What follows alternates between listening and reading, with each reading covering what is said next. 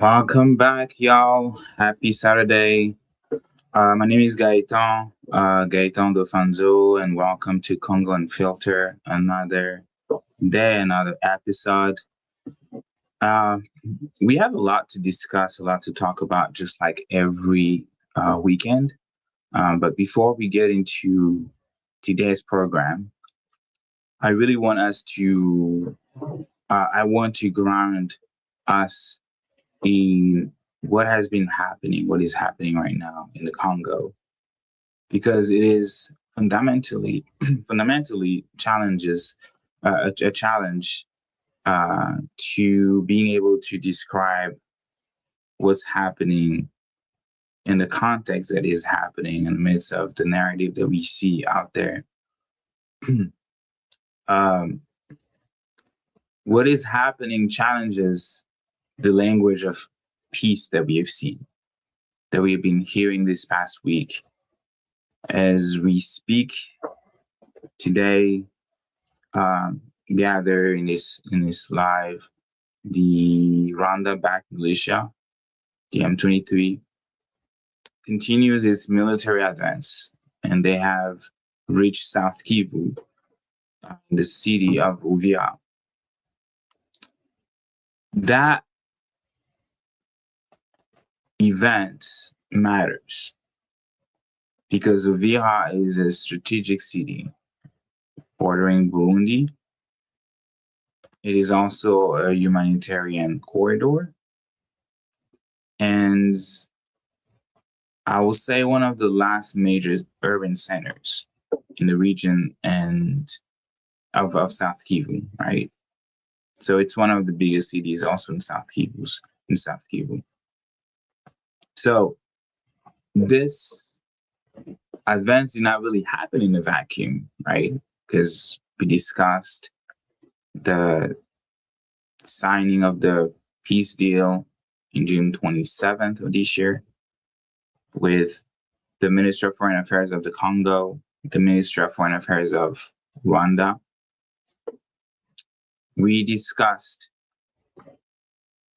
the December 4th signing with President Trump as a facilitator, and the two protagonists were the President of the Congo, Tshisekedi, and the President of Rwanda, Paul Kagame. So it happened after a peace agreement was signed, and High to Goldfishman 123 and Jake, yes, we are back. And something really happened after everything, that all of this happened. And even before that, there was a visit of President Herzog, the president of Israel. And following the fall of the city of Uvira, with overwhelming evidence of Rwanda backing the M23. So there was a briefing at the United Nations security briefing on the DRC and MONUSCO, the UN force in the Congo, one of the largest in the world, actually.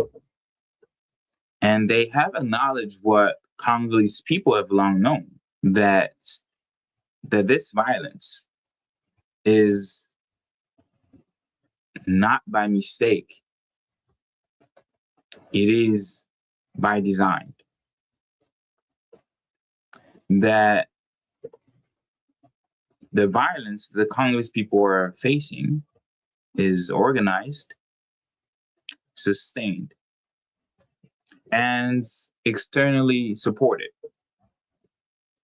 So I'm going to show you the United States response, a statement at the UN, and it's very important because Ambassador Walls, he took off the gloves. Please take a listen. Pleased to have convened DRC President Tshisekedi and Rwandan President Kagame in Washington on December 4th for the signing of the Washington Accords and the Regional Economic Integrated Framework. It was a true and sincere demonstration and effort towards peace. However, peace processes require parties to uphold their commitments to that very process. And the United States is profoundly concerned and incredibly disappointed with the renewed outbreak of violence in the eastern DRC. Today, I want to share with you some additional information on the scope and the sophistication of Rwanda's involvement in eastern DRC. Since its reemergence in 2021, Rwanda has had strategic control of its proxy armed group, M23, as well as M23's political wing, the Congo River Alliance, or AFC, and has deployed M23 and the AFC to achieve Rwanda's geopolitical goals in eastern DRC. Kagame has been intimately involved in planning and executing the war in eastern DRC, providing military and political direction to M23 forces and AFC for years now. The Rwandan Defense Forces have provided materiel, logistics, and training support to M23, as well as fighting alongside M23 in DRC with roughly 5,000 to 7,000 troops as of early December. This is not counting the possible increases from Rwanda in this most recent advancement. In more recent months, Rwanda has deployed multiple surface-to-air missiles and other heavy and sophisticated weaponry into North and South Kivu to aid M23 in its conflict against DRC. Rwanda and M23 began their offensive just this last weekend to take Uvira, with Rwandan forces co-located with M23 along the front lines. Additionally, we have credible reports of increased use of suicide drones, increased use of artillery by both M23 and Rwanda, including strikes into Burundi. So rather than a march towards peace, as we saw under President Trump's leadership in recent weeks, Rwanda is leading the region towards increased instability and war. And in light of the commitments made in the Washington Accords, we are deeply concerned that the Rwandan military's continued presence in Congolese territory in support of M23, and we will use the tools at our disposal to hold to account spoilers to peace. We call on Rwanda to uphold its commitments and to further recognize the government of the Democratic Republic of Congo's right to defend its territory and its sovereign right to invite Burundian forces onto its territory. We are engaging with all sides to urge restraint and to avoid further escalation, including refraining from hostile anti-Tutsi rhetoric.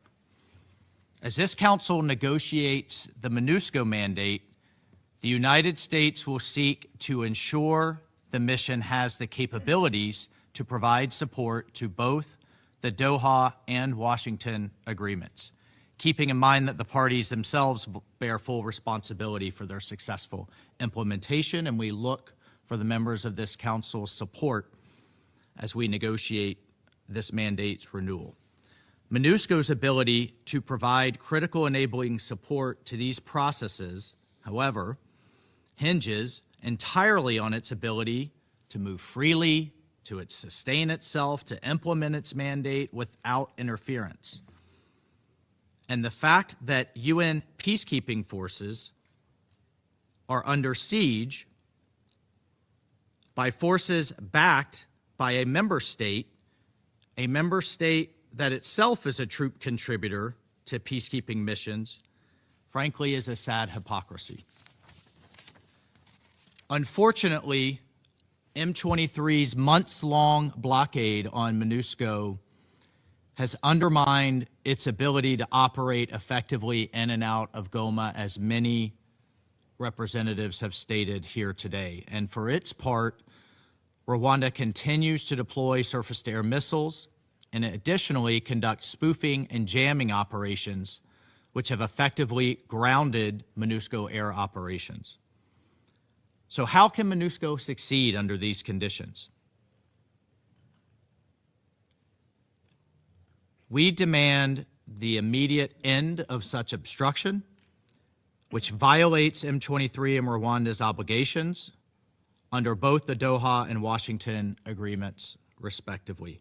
We remain steadfast in our support of MONUSCO and its role in the realization of these historic agreements, which we believe hold great potential to end the decades of suffering in Eastern DRC. I thank you, Mr. President. I thank the representative of the United States for the statement. So you heard the ambassador of the United States to the United Nations, Ambassador Walls. And as someone who is speaking on behalf of the U.S., who was one of the facilitator to the peace deal, right? That they have to put out this statement at the UN Security Council condemning the violation of a peace agreement that Paul Kagame had just signed. And he's not the only one. There is also Christopher Longo, I think that's his name. And he, first there was Secretary Rubio, who issued a statement. But I first want to show, maybe in sequence, kind of like the statement that had been put out there by the United States and being able to read them to you. So the ICJ has expressed its profound concern regarding renewed outbreak of violence in the eastern DRC and the new offensive of the M23 supported by Rwanda around Uvira, South Kivu, close to Burundi, which risks destabilizing the whole region. So that's adding to Christopher Orlando, who is, I believe he is the deputy Secretary of State, and he served as the U.S. ambassador to Mexico before, and he's currently serving as the secretary at the State Department. And he said, "I admire the nation of Rwanda in many ways after the horror of the genocide 30 years ago.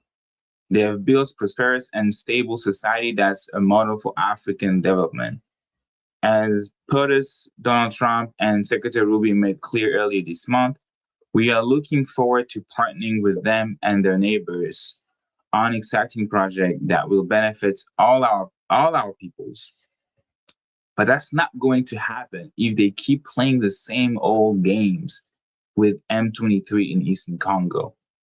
The recent Uvira offensive has been an uncharacteristic and grave mistake, and I hope we can get things quickly back on track." End of quote. That's Christopher Orlando, deputy secretary at the Department of State, and he was commenting Secretary Rubio tweets or statement, who said in the tweets on X, Rwanda's action in Eastern DRC are a clear violation of the Washington Accords signed by President Trump, and the United States will take action to ensure promises made to the president are kept. I'm going to repeat that again.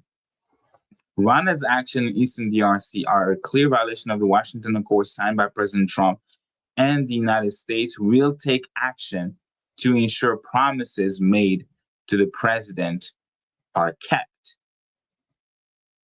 These are the different statements put by the different statement put out there by the United States. The United States seems, at least in rhetoric, and we see that, hitting strong, condemning the violation. And not just the United States. I think the statement that I read at the beginning, it wasn't just the US, it was also other countries that are in this small, I would say, council in the Great Lake region. There was France in there. I think the UK is also there. So it's not just the United States in that the very first tweets that I read to you guys. This one. All right, where is it? No, I think it's I think I lost it. Yes, that one. Thank you. Thank you, Sparrow.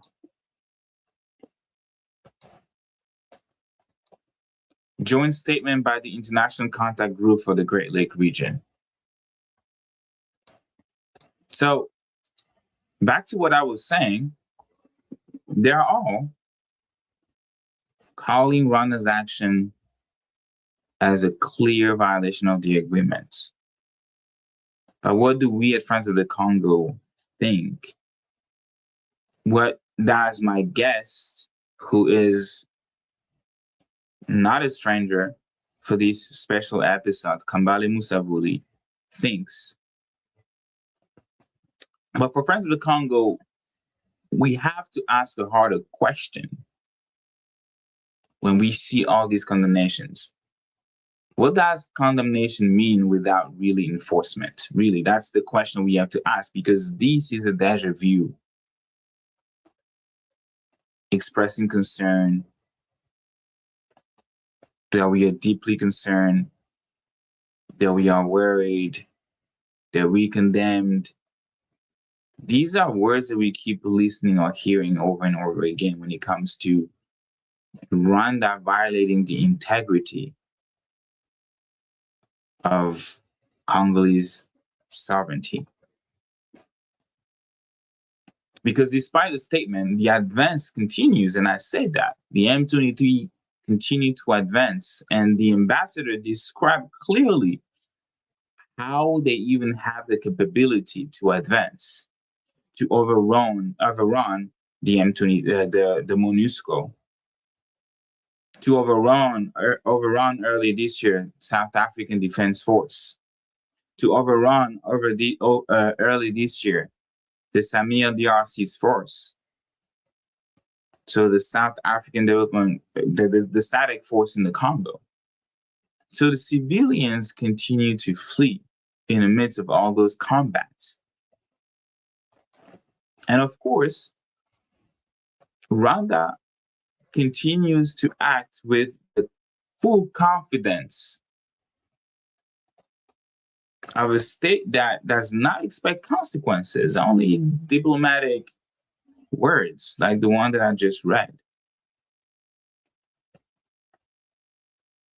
But there's another silence that matters, because while the international community really want to emphasize that diplomatic pressure on Rwanda,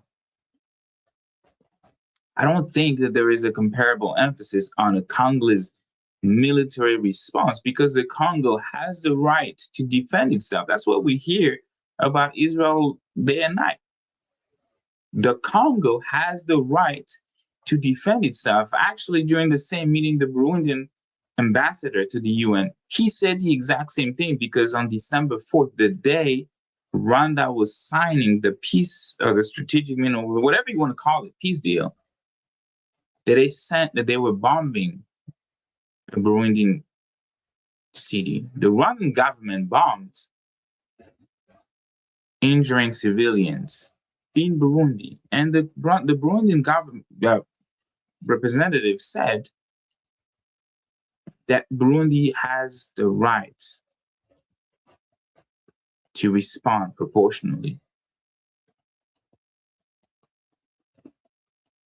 So that really tells us something very important, right? That we emphasize, or the international community emphasizes on the diplomatic pressure on Rwanda, but does not want the Congo to defend itself. It means either this restraint is being framed as strategic because there is minerals, because there is a deal. You cannot have a supply of minerals if there is like a full-scale war, right? Regional, because Burundi is also involved. How people are going to even come and dig, how people are even going to send trucks, right? So it's either being framed as strategic or it reflects a really deeper reality there. And that's the reality that as Friends of the Congo, we have been repeating over and over again when we talk about Congolese gaining its sovereignty. That deeper reality is that the Congo has been systematically weakened and conditioned to wait for external mediation, because that's what we see that the president keeps doing. Even as his territory is taken, Bunagana for 3 years now, Goma early this year, Bukavu followed, and now Uvira, they keep advancing. And the solution on the Congolese side is, or has been always, to go back to the United States and cry. To go back to the United Nations and cry.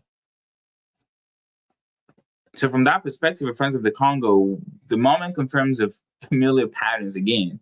The peace process, a peace process or peace processes, because there have been so many that prioritize regional arrangements, economic access, while justice is absent, while accountability for aggression is deferred, sometimes indefinitely. And this is where tonight's conversation really begins. Because the events, the violence that we've seen in Goma, in Bukavu, in Uvira, these UN briefings, the different statements from Washington that I read to you are all connected. So over the past few weeks now, we have watched a sequence unfold that many treats as separate moments, right? The President Isaac Herzog visit to the DRC for the very first time. A peace deal there. A signing ceremony in Washington here. But when you place all these events side by side, you can draw a clear picture of the situation.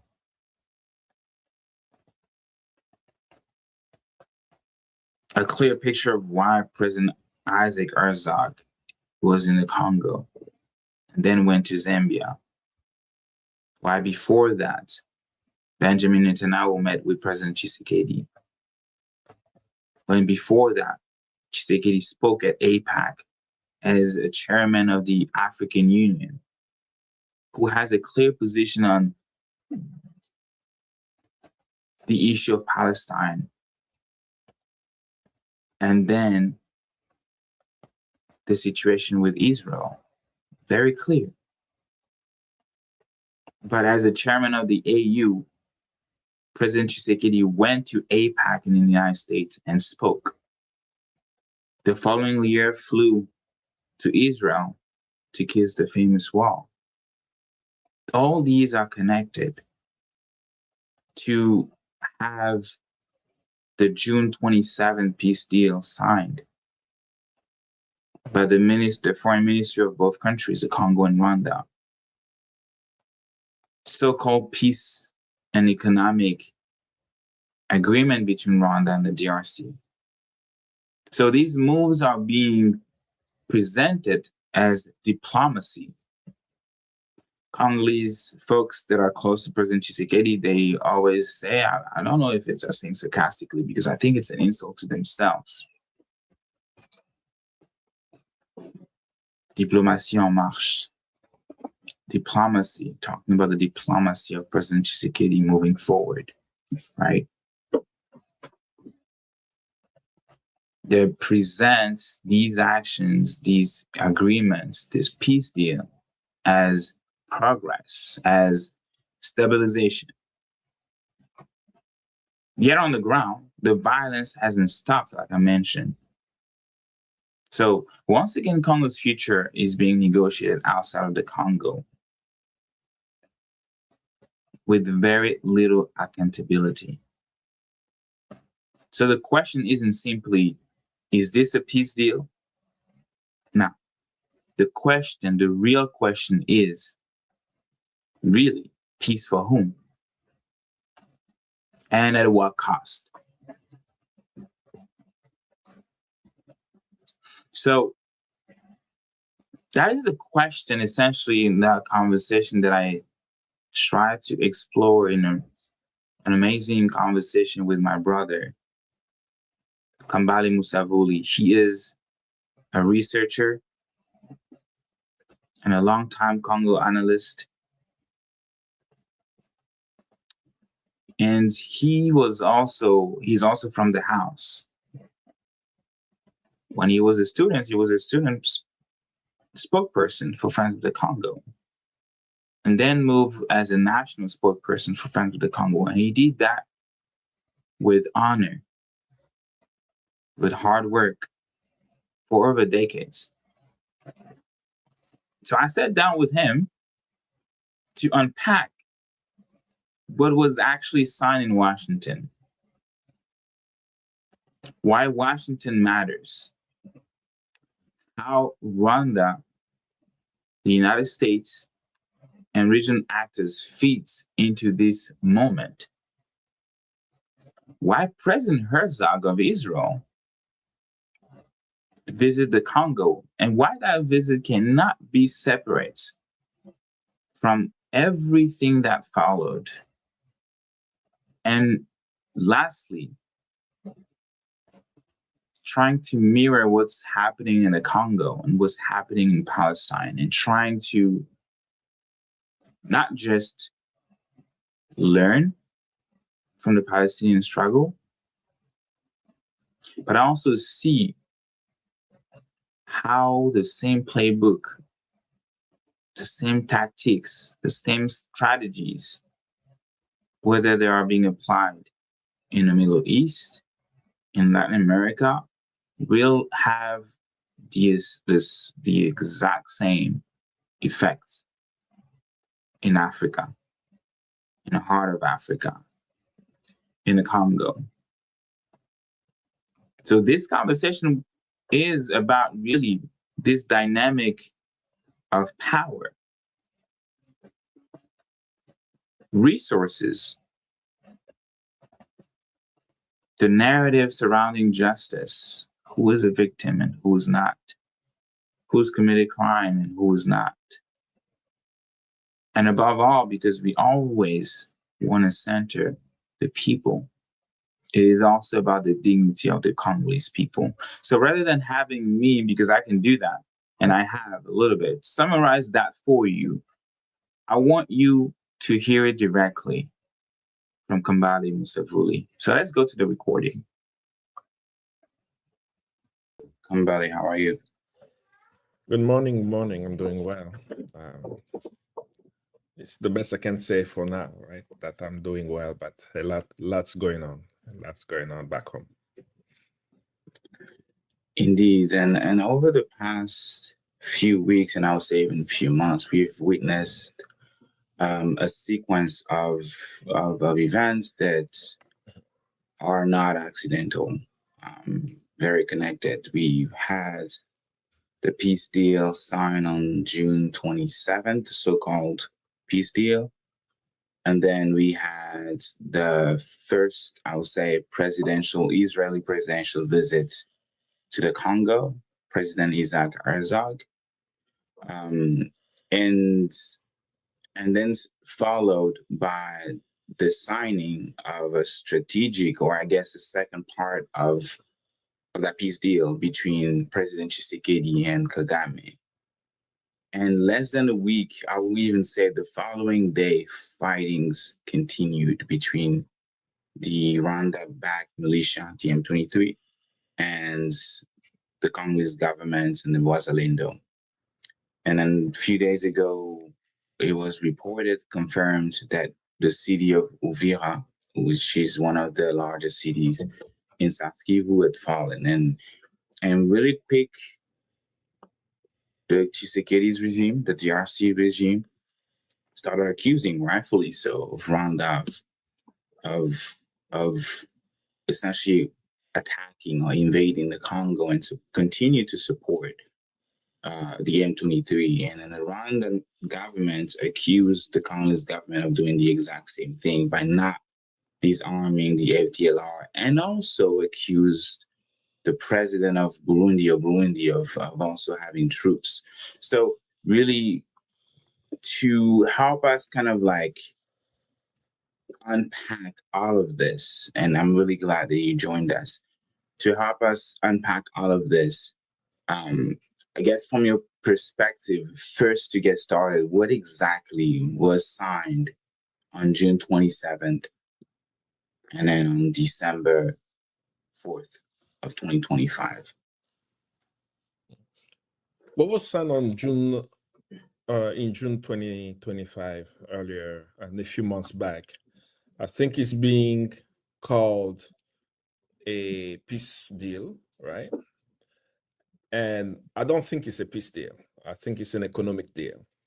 I think it's a deal much more focused on access to minerals.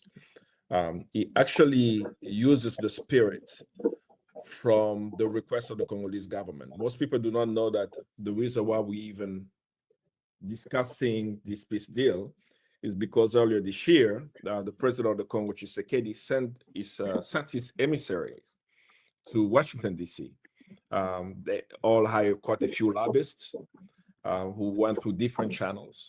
Some went through the Senate, some went to the U.S. House of Representatives, and some were able to get lobbyists who could get in touch with Donald Trump directly.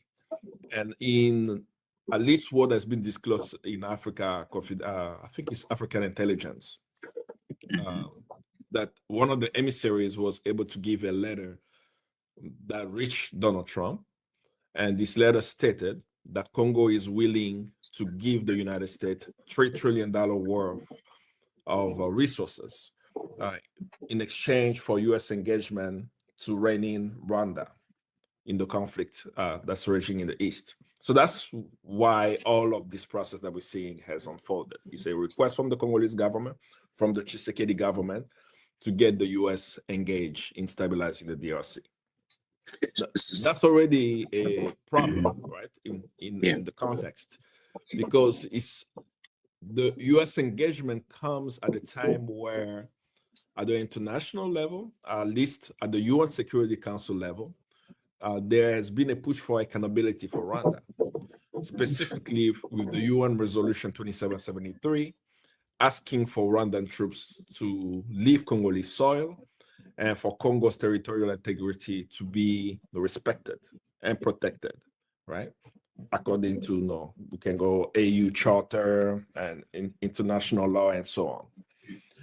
So them going in June to sign what they call the Declaration of Principles, to come up with a regional economic framework of sharing Congo's resources, having foreign ministers of DRC signing it, and now the president of DRC and Rwanda signing it as well, really is a I mean, I'm trying to think of words. The word that I'm thinking about is actually what we say in Lingala, is a buzoba, right? Like you sit there. Foolishness. How can a president who says he's been voted by the Congolese people, who says that he must respect Congolese constitution, who does everything contrary to the Congolese constitution, right? The entrance of the DRC to the Eastern African community against Congolese constitution, against Congolese, there was no Congolese consultation. The economic pact between Rwanda and Congo a few years back on gold, right? The Dieter Limited company to refine, to get access to Congo's gold and refine it, right? A Rwanda-Congo deal without any consultation of the Congolese people. And now the same thing is happening with this deal. So we could delve into the details of this deal where we say, some have said the M23 is not mentioned in the deal, right? It's not a big issue for me because the M23 is the Rwanda Defense Force soldiers. We can delve into the issue that Section 6 of this agreement, the regional economic framework, is giving away mineral resources. I always point out, even though we're talking about minerals, but there is a bizarre clause about national park management, right? That Congo has to manage its national park with the support of Rwanda, which is bizarre. So millions have died in the Congo because of the national park. Why are national parks being mentioned in this peace deal? So we can go on and analyze line by line how this agreement doesn't make any sense. But from the US perspective, it makes total sense. Someone has willingly given you mineral resources for free, $3 trillion worth of resources, and you don't even have to fire a bullet for that.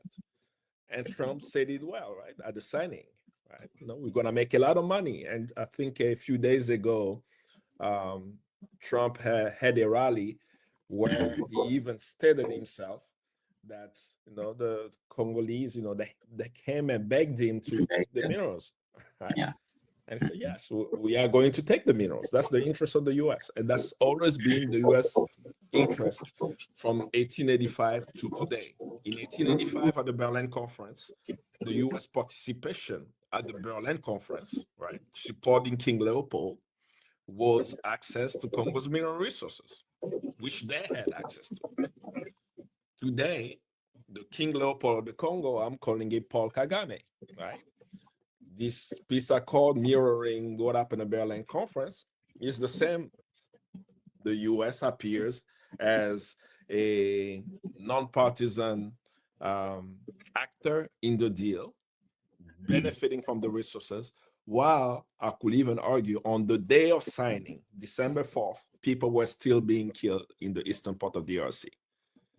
Even though people are mentioning that on December 5th, we saw the uprising. People have been dying every single day, being displaced from their homes, witnessing horrific crimes without accountability. So I'm sorry I'm not going directly to your point, but I think when we are discussing the deal itself, the content of the deal, there is a international responsibility to the situation in the Congo, but there is a fundamental call to the Congolese people themselves, inside and outside, in saying, if in 1885 we were not in Germany during the Berlin Conference, we did not even know how they were carving up the African continent, and we saw how we have been affected.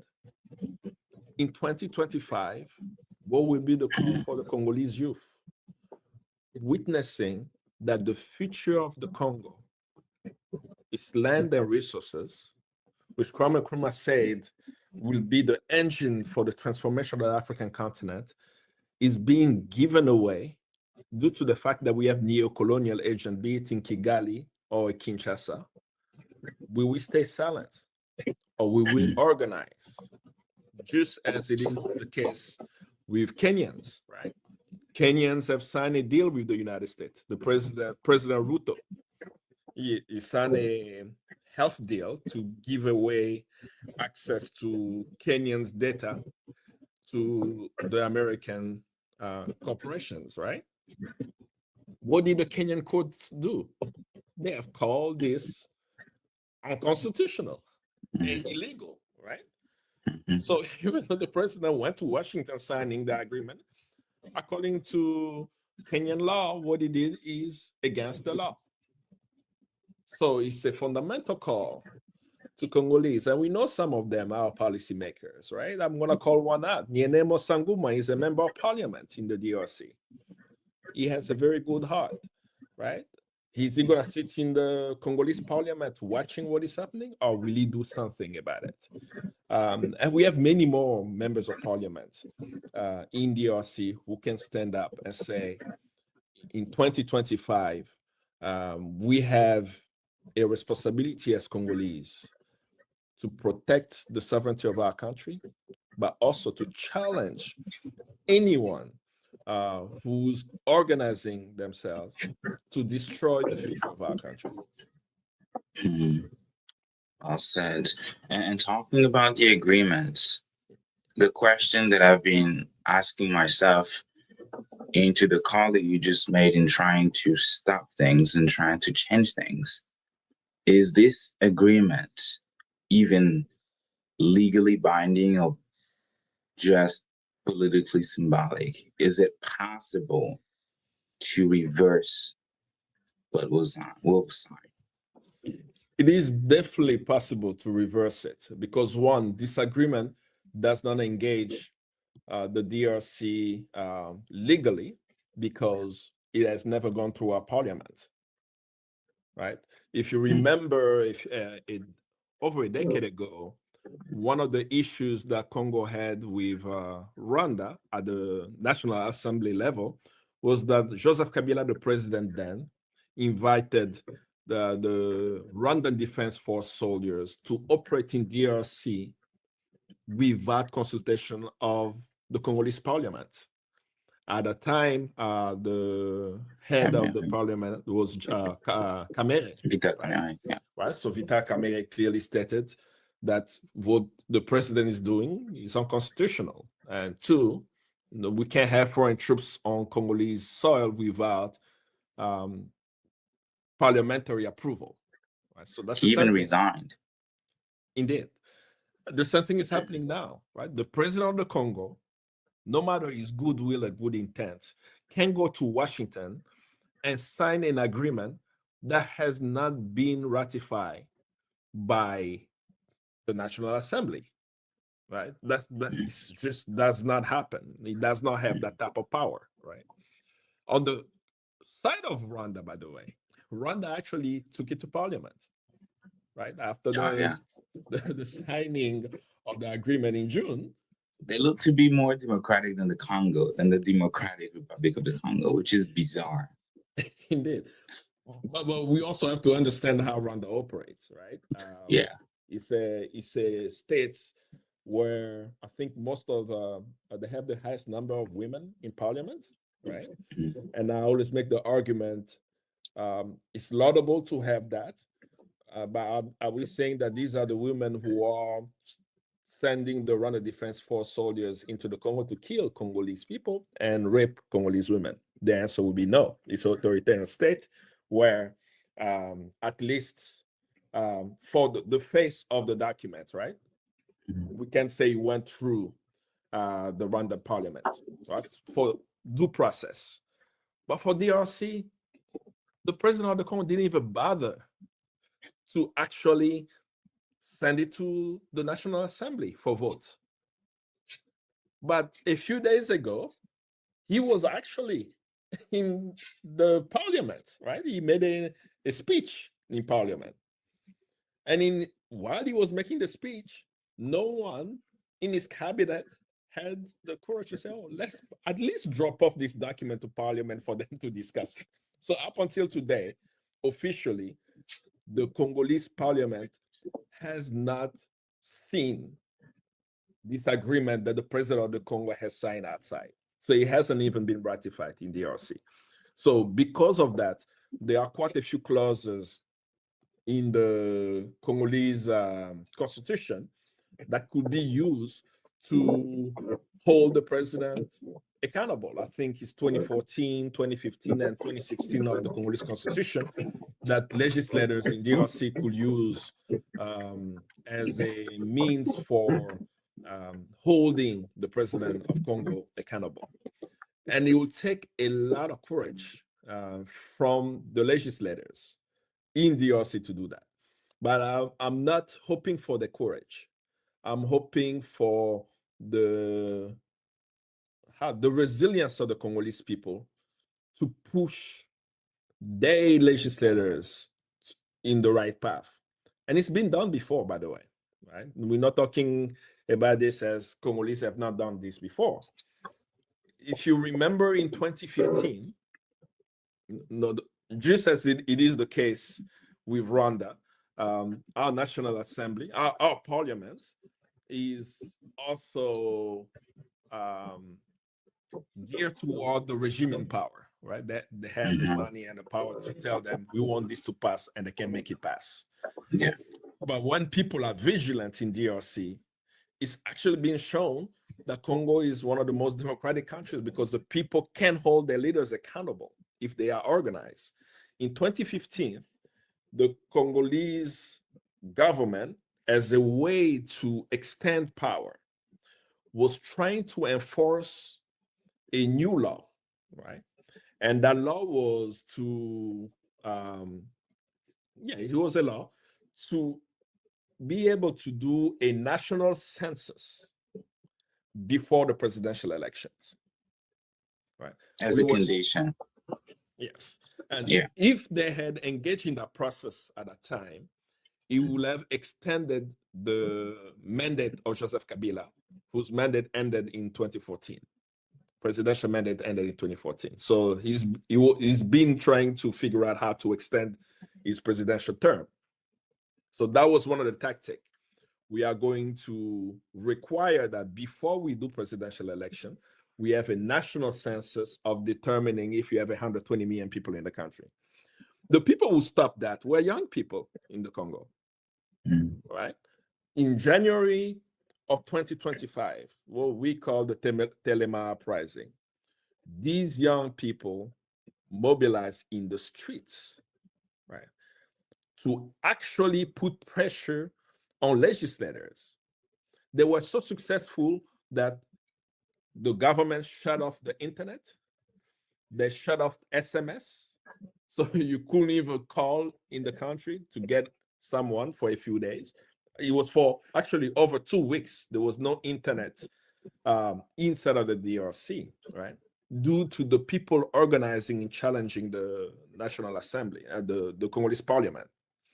But in that process, there are a few things that I saw that reminded me of the power of the Congolese people. Many people died. Many young Congolese actually died during that time, right?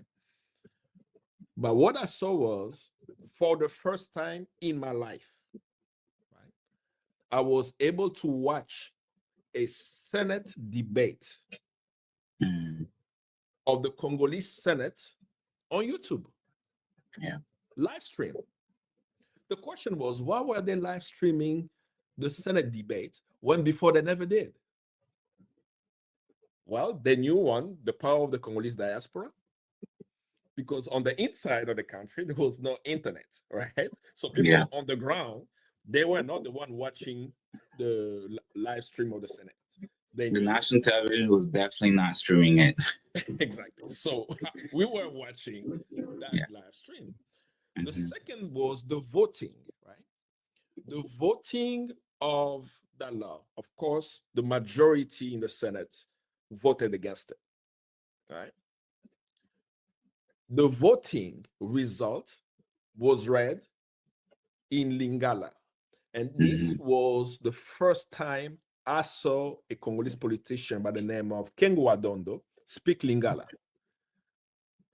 And I was asking myself, why is he speaking in Lingala on the Senate floor?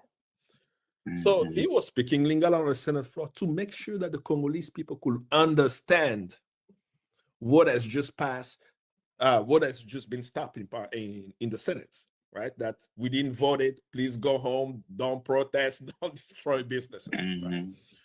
But these were young Congolese who did that, right? At least 400 of them died. The reason why I say 400 of them died in Kinshasa is because the same year, in March, 400 bodies were found in Maluku of people, buried in mass graves. Right. So when I see that and I see the current moment, I'm not putting my faith only in the legislators who will have the courage to do X, Y, Z.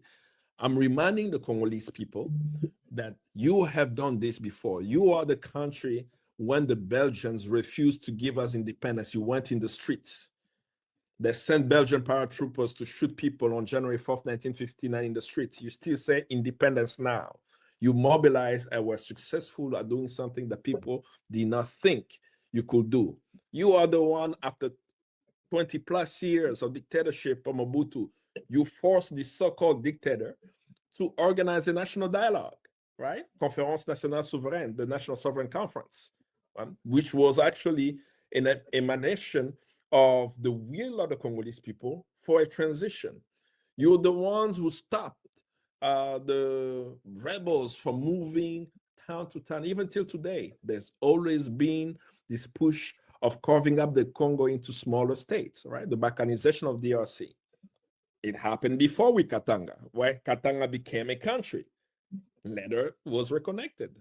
Kagame is trying that with the eastern part of Congo. The reason why it doesn't work is because the people of that land, the 400 ethnic group of the land, not one tribe, 2 tribes, 400 of them who live on that land, know that their identity is Congolese.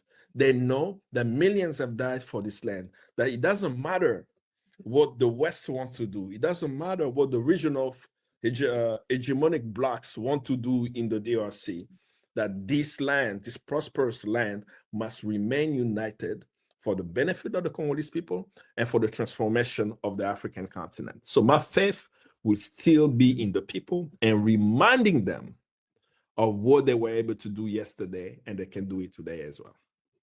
And you mentioned Kengo Adondo, and I think it's so very important to also contextualize it, who was for over decades, I believe, the president of Senate. He served as the president of Senate. And right after that, I would say historic moments, streaming live, trying to make sure that the Senate was responsible for officially saying, no, we're not okay with that. We do not want the census. We do not want the election to be conditioned by a census that's supposed to be happening every year as an administrative task. But it's very important to mention that a couple years after that, and ironically, the same guy, the same person ended up joining the president's coalition that was trying to cling to power during the election, that ended up backing not just Emmanuel Shadari, but later even President Tshisekedi. So that's history. But because we also seen this before in terms of deals and things happening backdoor, and we're talking about supposedly peace agreements, right? And it seems like the agreement speaks that's supposed to be speaking of peace is actually avoiding accountability, and agreements that name that does not name armed groups, that does not name states backing them. And you even say yourself that you wouldn't even mention or talk about the M23. It is the Rwandan Defense Force. And you talked about the Berlin Conference early, would you then say that with all the history of peace deals signed in the Congo or by Congolese president with other countries, particularly the one of Rwanda, would you say that it is kind of like a historical pattern?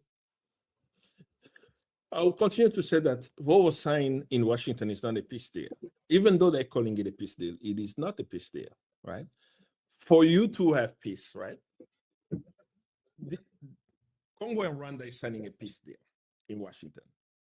If they're signing a peace deal, it means that Congo and Rwanda are in conflict. So if Congo and Rwanda are in conflict, what is the conflict? Based on the document, they are framing the conflict in the DRC as a FDLR issue. FDLR is the Rwandan Hutus, who some of the commanders, according to the Rwandan government, actually, I'm going to quote her.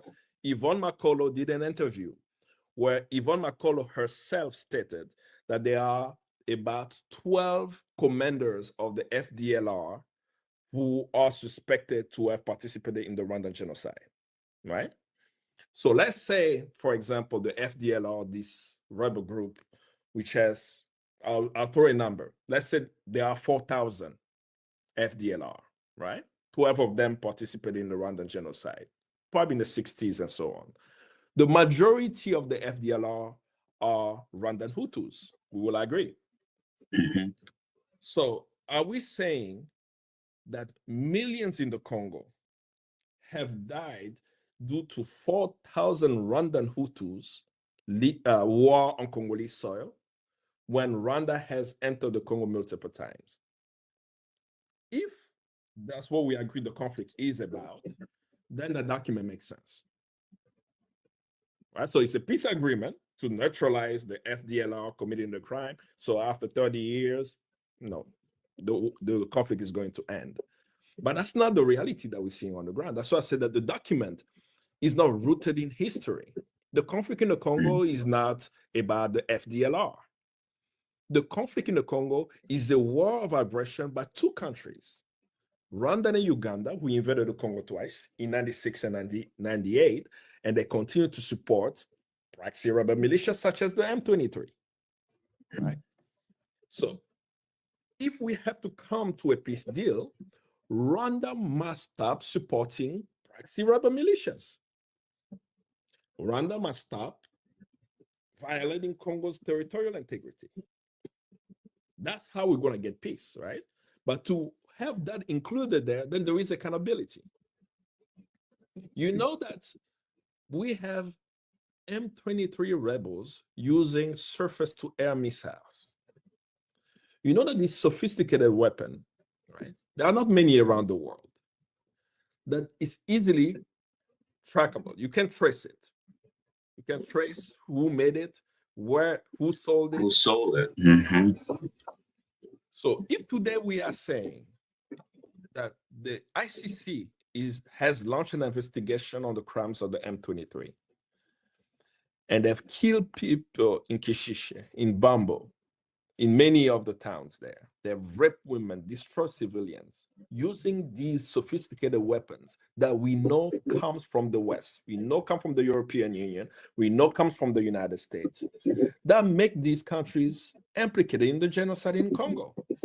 Because willingly, right, they continue to support these nations when their own rhetoric is condemning them. So if the United States is condemning Rwanda right now, even after the signing of the peace agreement, yet Rwanda has weapons that the M23 is using on the ground with the Rwandan Defense Forces on the ground. Rwandan Defense Force, RDF, it's the Rwandan army, right? They are in DRC. They are supporting the genocide in Congo. So how are they going to put mechanism of accountability and justice when it's going to hold them also accountable? So that's what they are avoiding, right? What they want to do is almost follow the Entebbe principles that Bill Clinton pushed in the 1990s, right? After the killing of American soldiers in Somalia, the US swore that they will not have the soldiers die in Africa again. Yeah. They So they pulled don't send, forces. yeah, so they're no longer sending their soldiers. What they're doing is they're using Rwanda, they're using Uganda, they're even using Kenya, Kenya, Haiti, right? yeah. So that these soldiers can do the bidding of the United States, of the Western world. So knowing that, Trump is very happy in having $3 trillion worth of resources that's going through the client state Rwanda. They don't have to lift a gun and shoot anywhere. All they have to do is get access to these minerals, cleans into Rwanda as clean minerals, and they don't have to do anything. So we know, I keep insisting, what was signed in Washington is not a peace accord.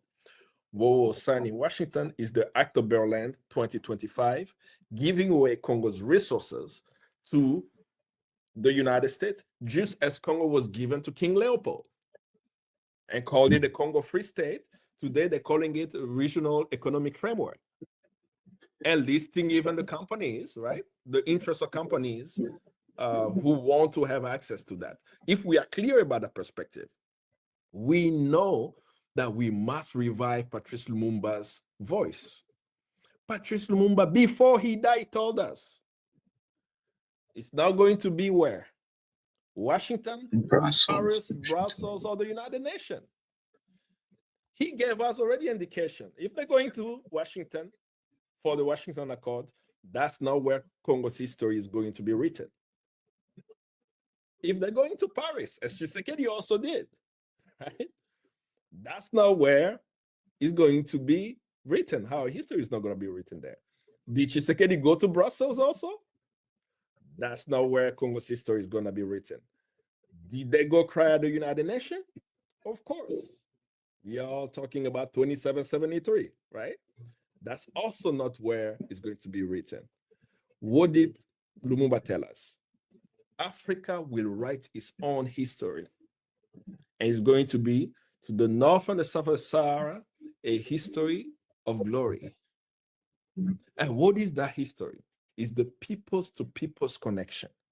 At this moment, Congolese should be connecting with the Kenyans who are challenging Ruto in court to find out how are the Kenyans able to challenge the government of signing an illegal accord in Washington, because the president of Congo signed an illegal accord for Congo, right? So we should unite under a Pan-African label of finding out what other Africans are doing for sovereignty at this time, to be able to challenge the elites of the Congo, the regional elites, and the global elites who want access to our mineral resources at the detriment of the human beings living on the land.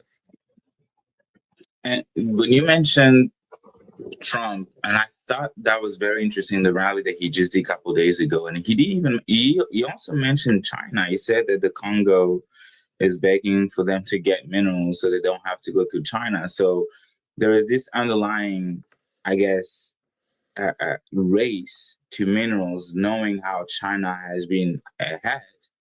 And now they're trying to, essentially play catch up. And I'll pull up the deal that was signed on June 27th and with the FDLR, and just remind the audience that the word FDLR in that peace deal is mentioned 43 times. And the words M23 is mentioned 3 times, and the third time being the glossary. So it is very evident, it's clear that this deal is really heavily siding for Rwanda, or actually trying to achieve Paul Kagame's objectives. And the other question that I have for you, because I was literally trying to also understand that peace deal that was signed on June 27th, why moving from foreign ministers to head of states? And like, is there like a difference, or did they sign 2 separate deals? So for the first point on China, it's very interesting, right? When we talk about China in the context of US and China.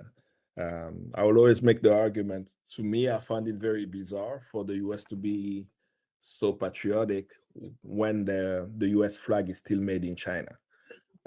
So the day they start making their own flags, right, and the made in China is off, that's when this rhetoric that they have will make sense on one level. But two, on the objective level, right? China is a country on planet Earth that has gone through a revolution, right? 1949 to present.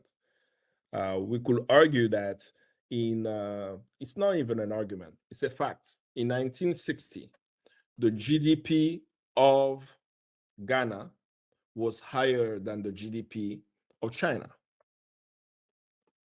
And we have seen for the past, over 80 years, right? The rapid growth that China has had. According to the United Nations, not just the Chinese, right? According to the United Nations, China, a country of 1.4 billion people, this country has eradicated extreme poverty, right? And they've lifted of over 80 million people out of poverty, right?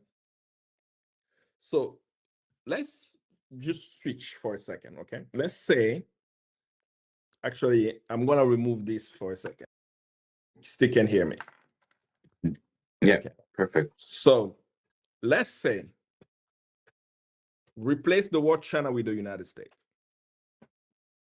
The United States has eradicated extreme poverty in the United States. What will be the global perspective, the world's perspective on the US?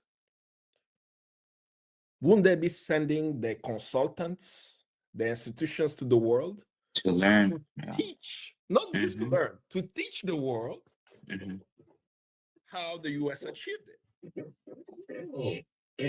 So if that's the case, right, for African countries, if not the Chinese, the United Nations says that this country has eradicated extreme poverty, shouldn't Africans be curious to find out how they did so? Wow.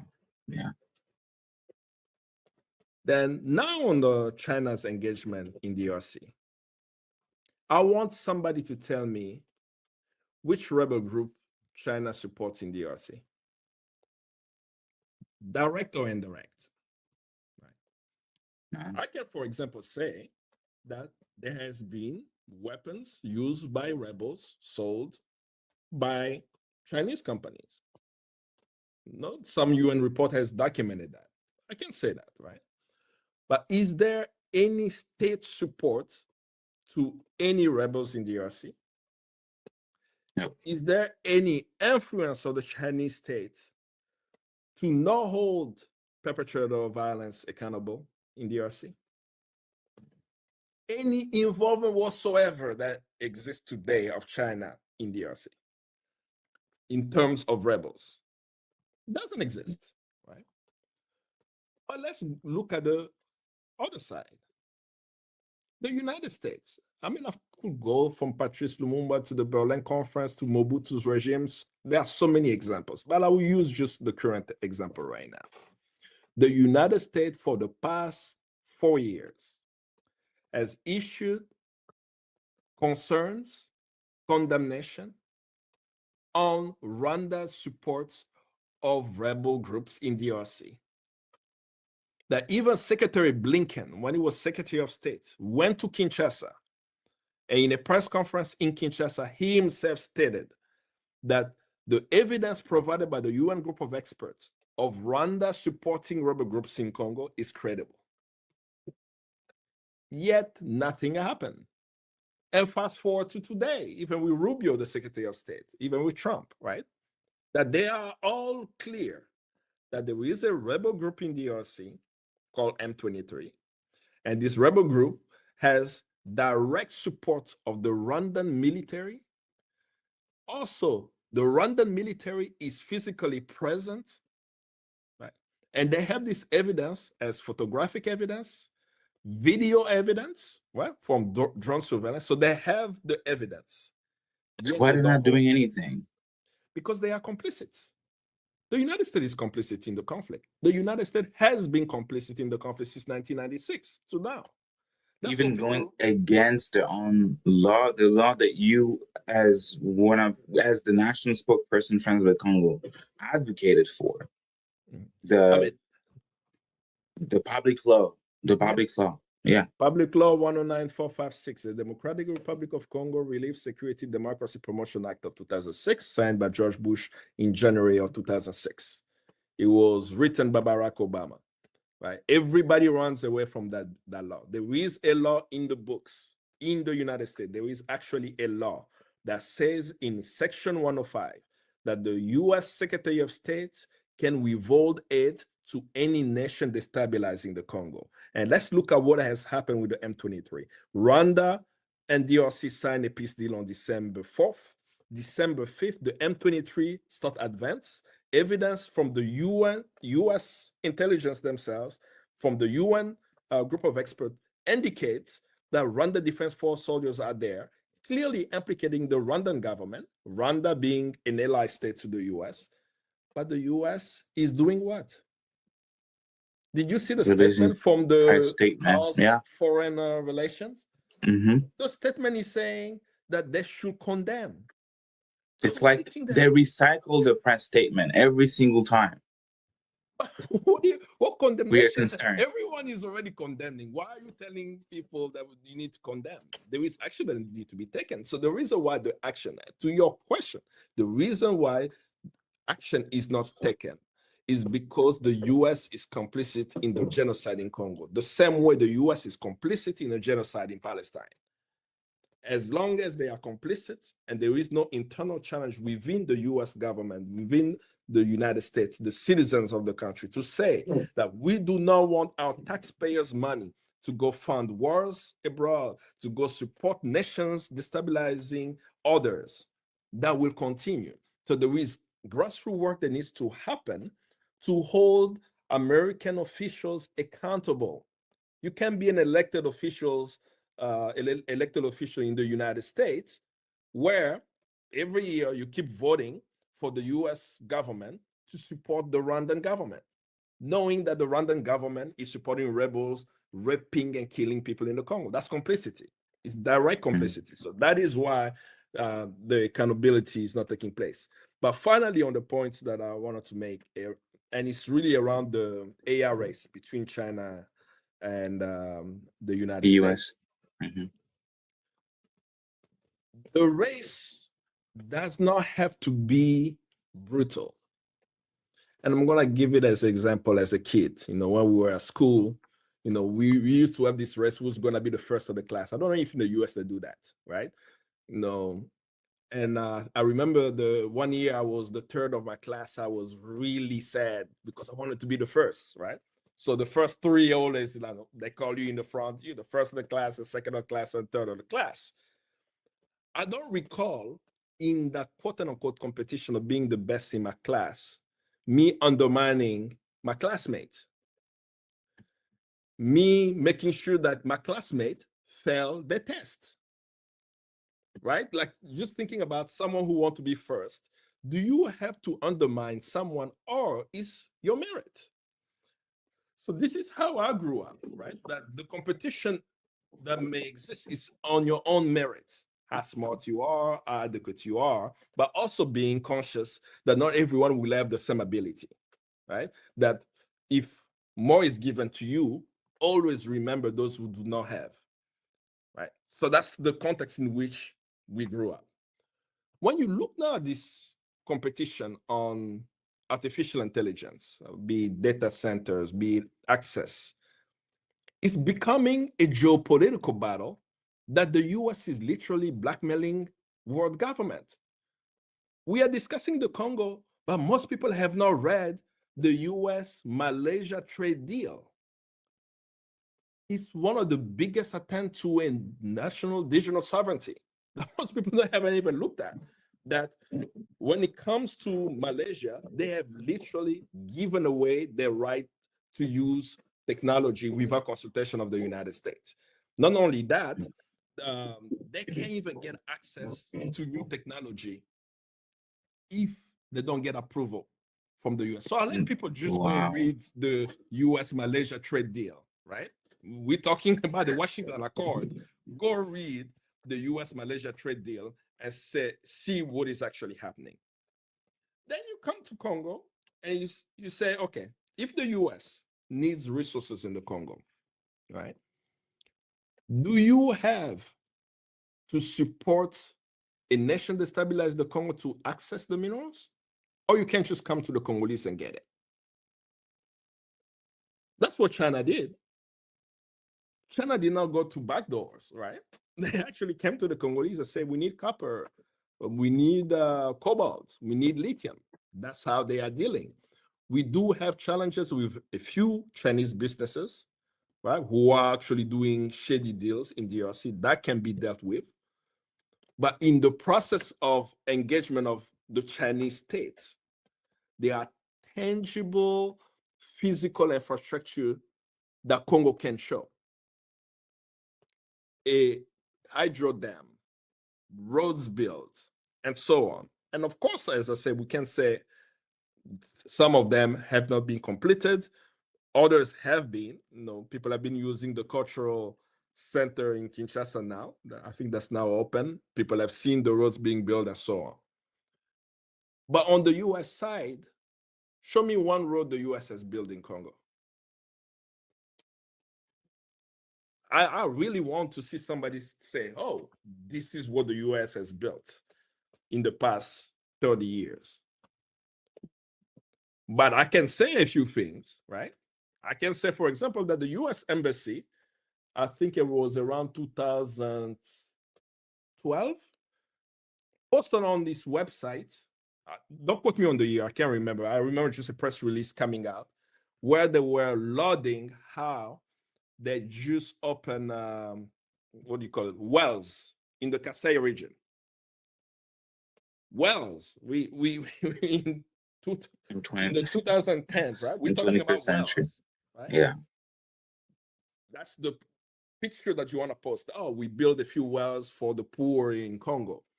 Build a whole water system for the community.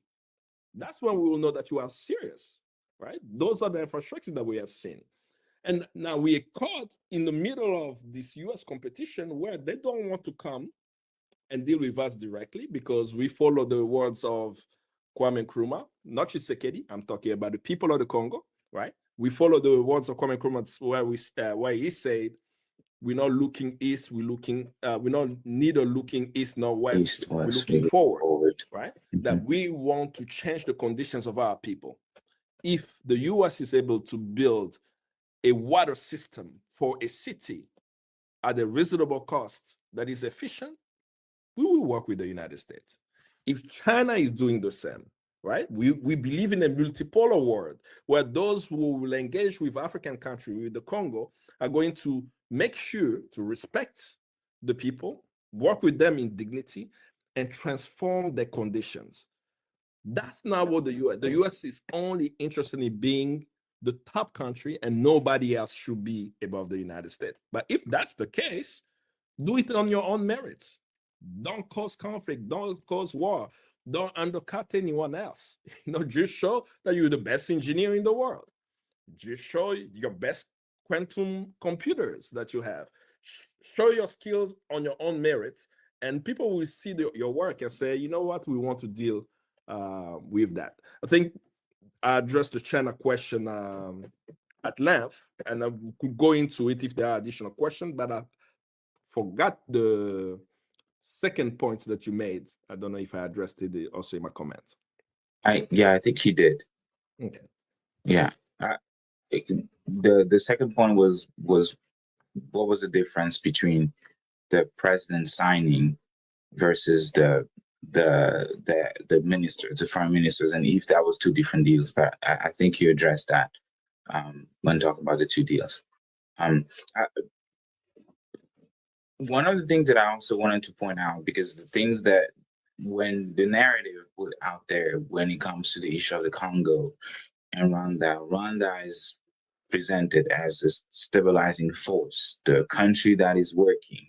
DRC is presented as failed states, and in the case of the deal, a willing partner. And the U.S. is presented as a neutral broker, and you obviously debunked all of it.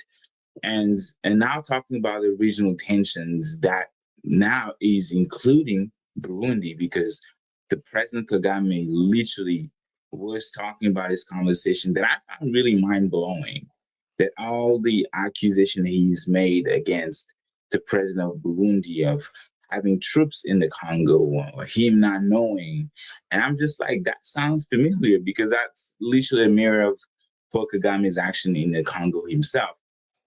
But I guess, why do you think that President Kagame, particularly, he's suddenly attacking or mentioning Burundi or trying to sideline Burundi in this specific context?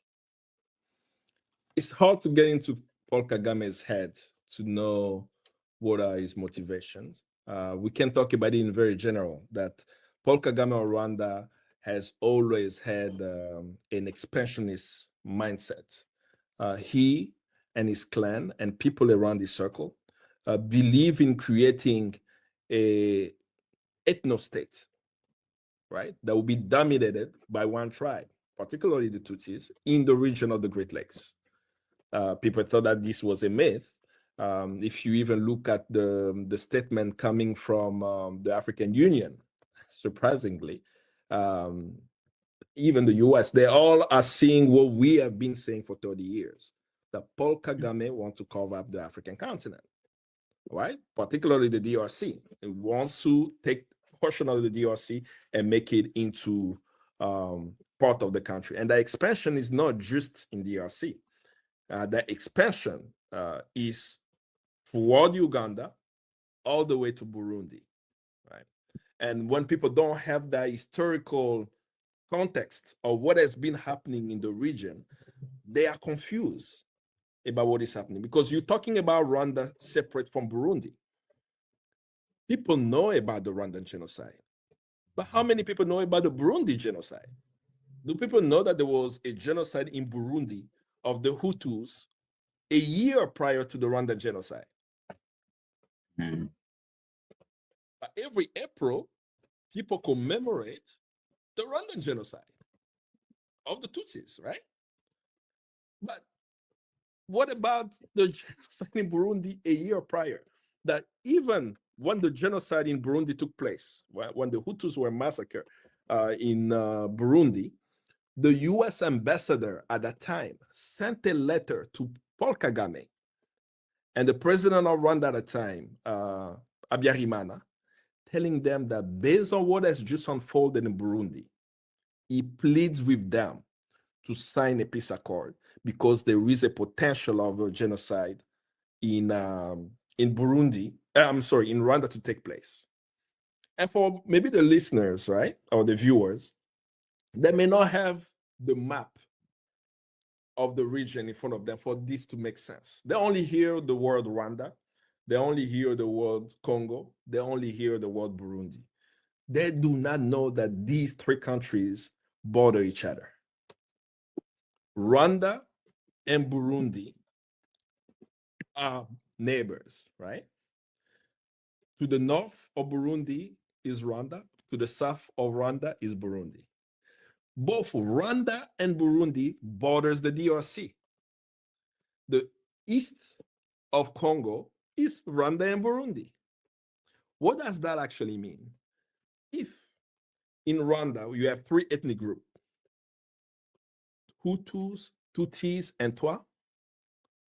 In Burundi, similar, right? You will also have the same ethnic groups in DRC. It's logical. So one can talk about Rwanda without talking about Burundi. So the comments that Kagame is stating now goes around the conflict that's happening between Rwanda and Burundi at this time. President Paul Kagame, the same way he supports rebels in DRC M23. He also supports rebel groups destabilizing Burundi. The Red Tabara. Red Tabara, yeah. Clearly, it's been documented that even the Rwandan regime, they go to refugee camps, recruit Burundian refugees, arm them, and send them to destabilize Burundi. That has been Burundi's interest in DRC, to stop the Red Tabara that Kagame is using to destabilize Burundi. Right. So why? It's like what Rwanda is doing in the Congo, Burundi is doing it, and Kagame doesn't like it.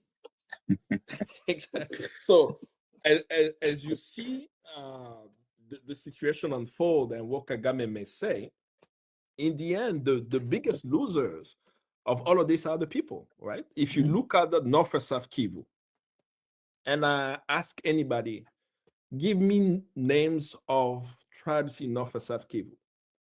You are going to hear Hutu, you're going to hear Tutsi, you're going to probably hear the Bambuti, right? But are there any other ethnic groups in these regions? Of course. Absolutely. Right? I could even argue close to 100. There are so many ethnic groups in this region because the land of North Kivu and South Kivu is much bigger than Rwanda and Burundi. Right? That the people of the area, of many ethnic groups, are being sacrificed for, I would call it, capitalist interest, right? That these presidents who consider themselves from one ethnic group, right? In the case of Kagame, is considering himself as a Tutsi and a savior of the Tutsi and so on, does not see how he's a neo-colonial agent of the West. Because while Africans are dying, the minerals are flowing. The minerals haven't stopped, no matter what he says. And even if his family and his close partners have benefited from it, the Rwandan people are suffering. You know of the Free Congo movement. There is the Free Congo hashtag. Where's the Free Rwanda hashtag? Do we realize that Rwandans today suffer the most in the region? I'm not talking about the horrific crimes taking place, right, in the Congo. I'm talking about how they've been muzzled, right? And I use things that people can find online. Rwandan soldiers are dying in Congo. They are dying in Congo in mass because they are fighting, right? When they die, their bodies are carried back to Rwanda and they are buried in silence. Secret. And when they're buried, their family cannot even mourn them. So there are hundreds of families in Rwanda where their sons have died in Congo in this conflict that Kagame is doing, that they are not allowed to have a funeral. That's a very bizarre situation. That reminds me of Israel, right? You can't tell how many Israeli soldiers have died, the numbers. They keep that number so low they don't want the world to know. That's what's happening with Rwanda. Like families are not able to mourn their loved ones who have been sent in an unjust war. And no one is able to challenge it inside. If you dare to challenge it inside of the country, you'll be arrested, you'll be killed. Twali, the journalist, I was honored to share an award with him posthumously, the Frank Twali, the Rwandan journalist. Very courageous journalist who spent his time exposing the regime of Kagame. They killed him. Right? And he was awarded the Victoire Ingabire's Peace Award. Right?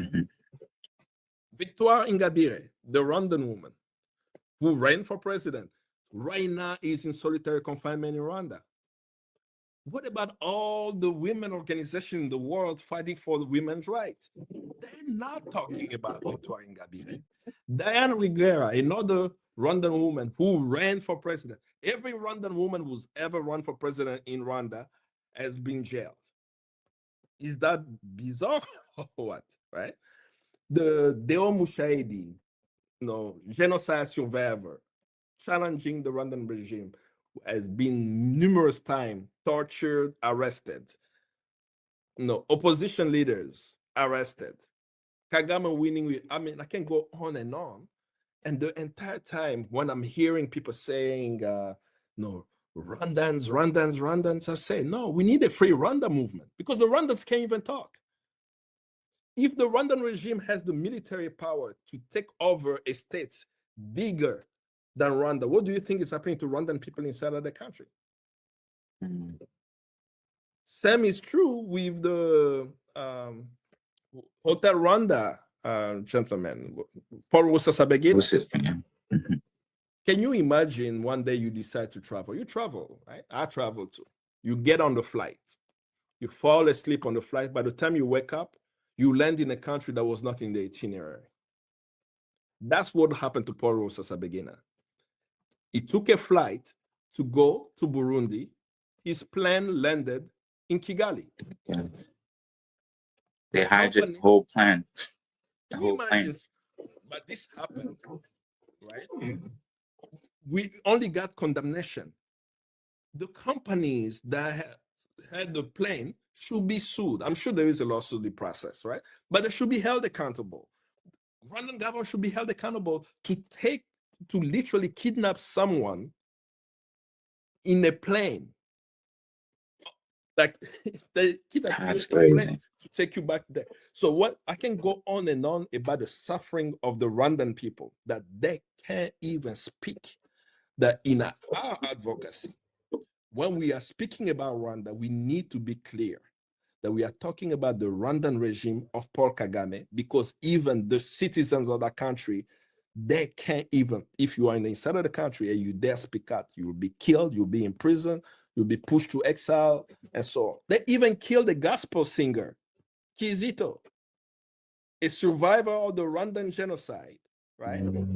Who sang about peace and unity amongst the people of Rwanda, was arrested and was found dead in his jail cell, and the government said that he killed himself with a pillow.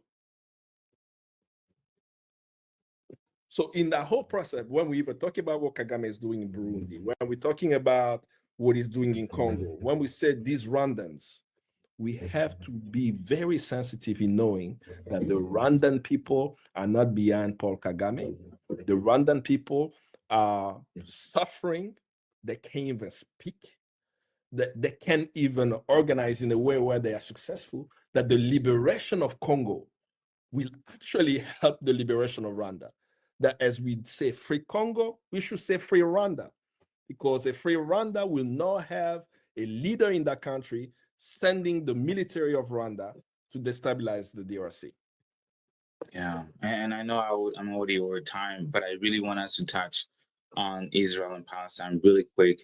So I'm just gonna sum it into one question, because before, this peace deal, there was the visit of the Israeli president to the Congo, and he came symbolically, and I said it was the very first time.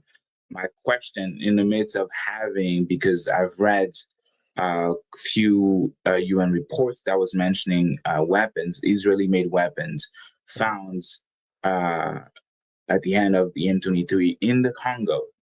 But I'm really curious about your perspective regarding why does Herzog's visit matter in this timeline? And then my second question is, when we look at the Palestine and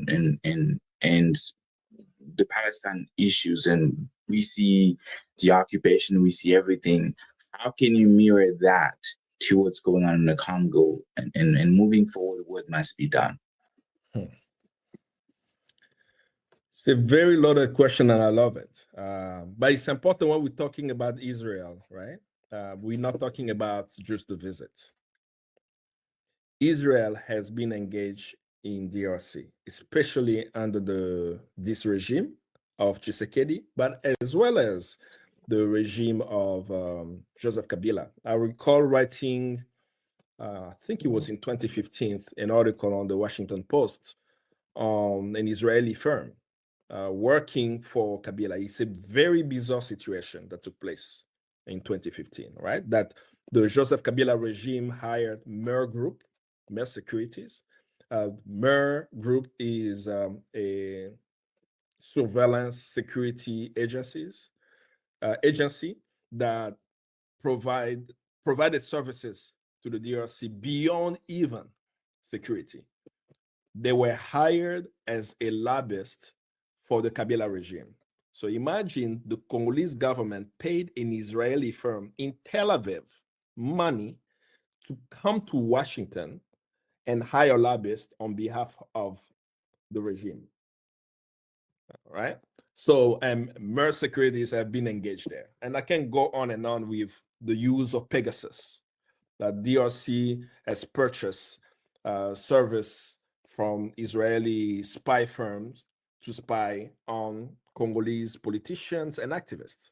And some of the activists, some of them we know, were arrested in DRC, not for doing illegal actions, not for doing a rebellion, but for organizing to stop the president of the Congo for violating the Congolese constitution. They were organizing for a free and fair election. They ended up in jail for that, thanks to this Israeli spyware Pegasus. But under the Tshisekedi regime, you can look at Israel just as the president visited. What did the Tshisekedi regime do? Tshisekedi spoke at APAC in Washington, D.C. An African president who was chair of the African Union, where the African Union, right, has a clear position on Palestine, he decided to go speak at APAC. After speaking at APAC, what else did he do? Of course, Herzog came to Congo, but who went to Israel?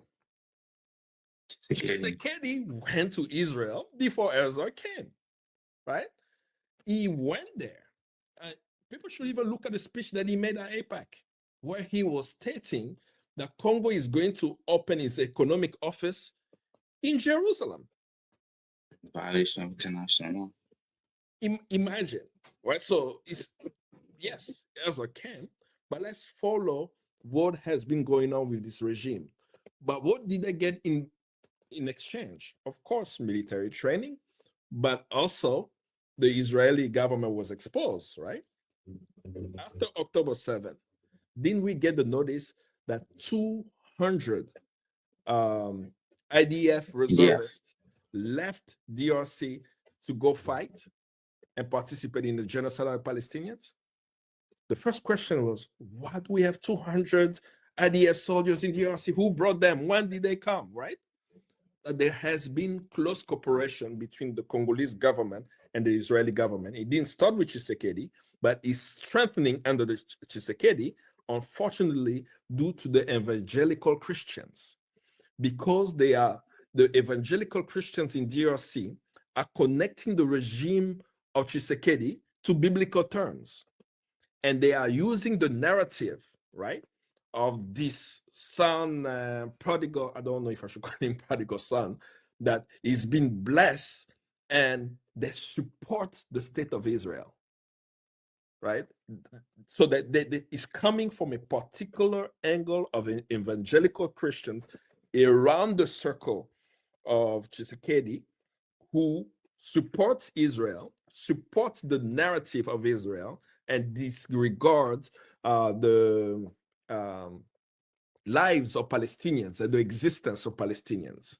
So when we see that, and we see the president of Israel coming, it's just the continuation of a Zionist agenda in DRC and across the African continent. And prior of him coming, Paula White was in Kinshasa, right? The advisor on Trump on religious questions. She has an office now at the White House. So the whole circle of evangelical Christians around Tshisekedi are pushing the Zionist agenda on the question of Palestine. And what about regarding the issue of the question of Palestine and then the situation of the Congo, the way the Palestinian people have been organizing, what should be then done for the Congolese youth, kind of like to close out, because I think you kind of mentioned that at the beginning. The DRC has known a genocide since 1996, right? The latest genocide. We can go to the King Leopold's time, and I believe the youth of Congolese Action Youth Network have done a fantastic work in explaining what Genocost is, right? From a historical perspective, but I'll focus on 1996 to present. We have lived a genocide. We know what genocide looked like.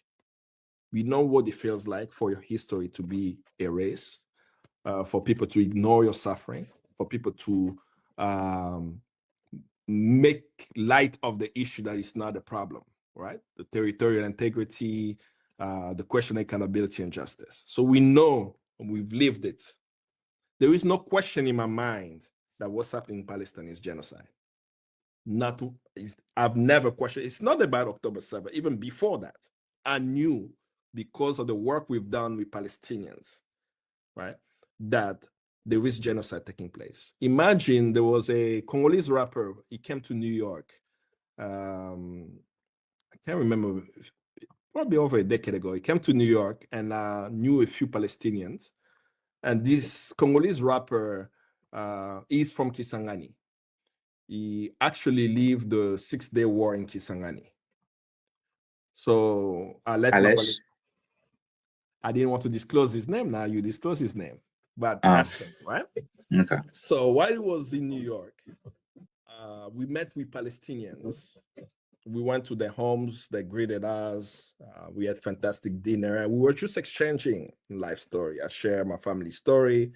He showed some videos of the 6-day war, and the Palestinians started crying. And one of them pulled the video of one of the town. I think they showed us video of Jenin.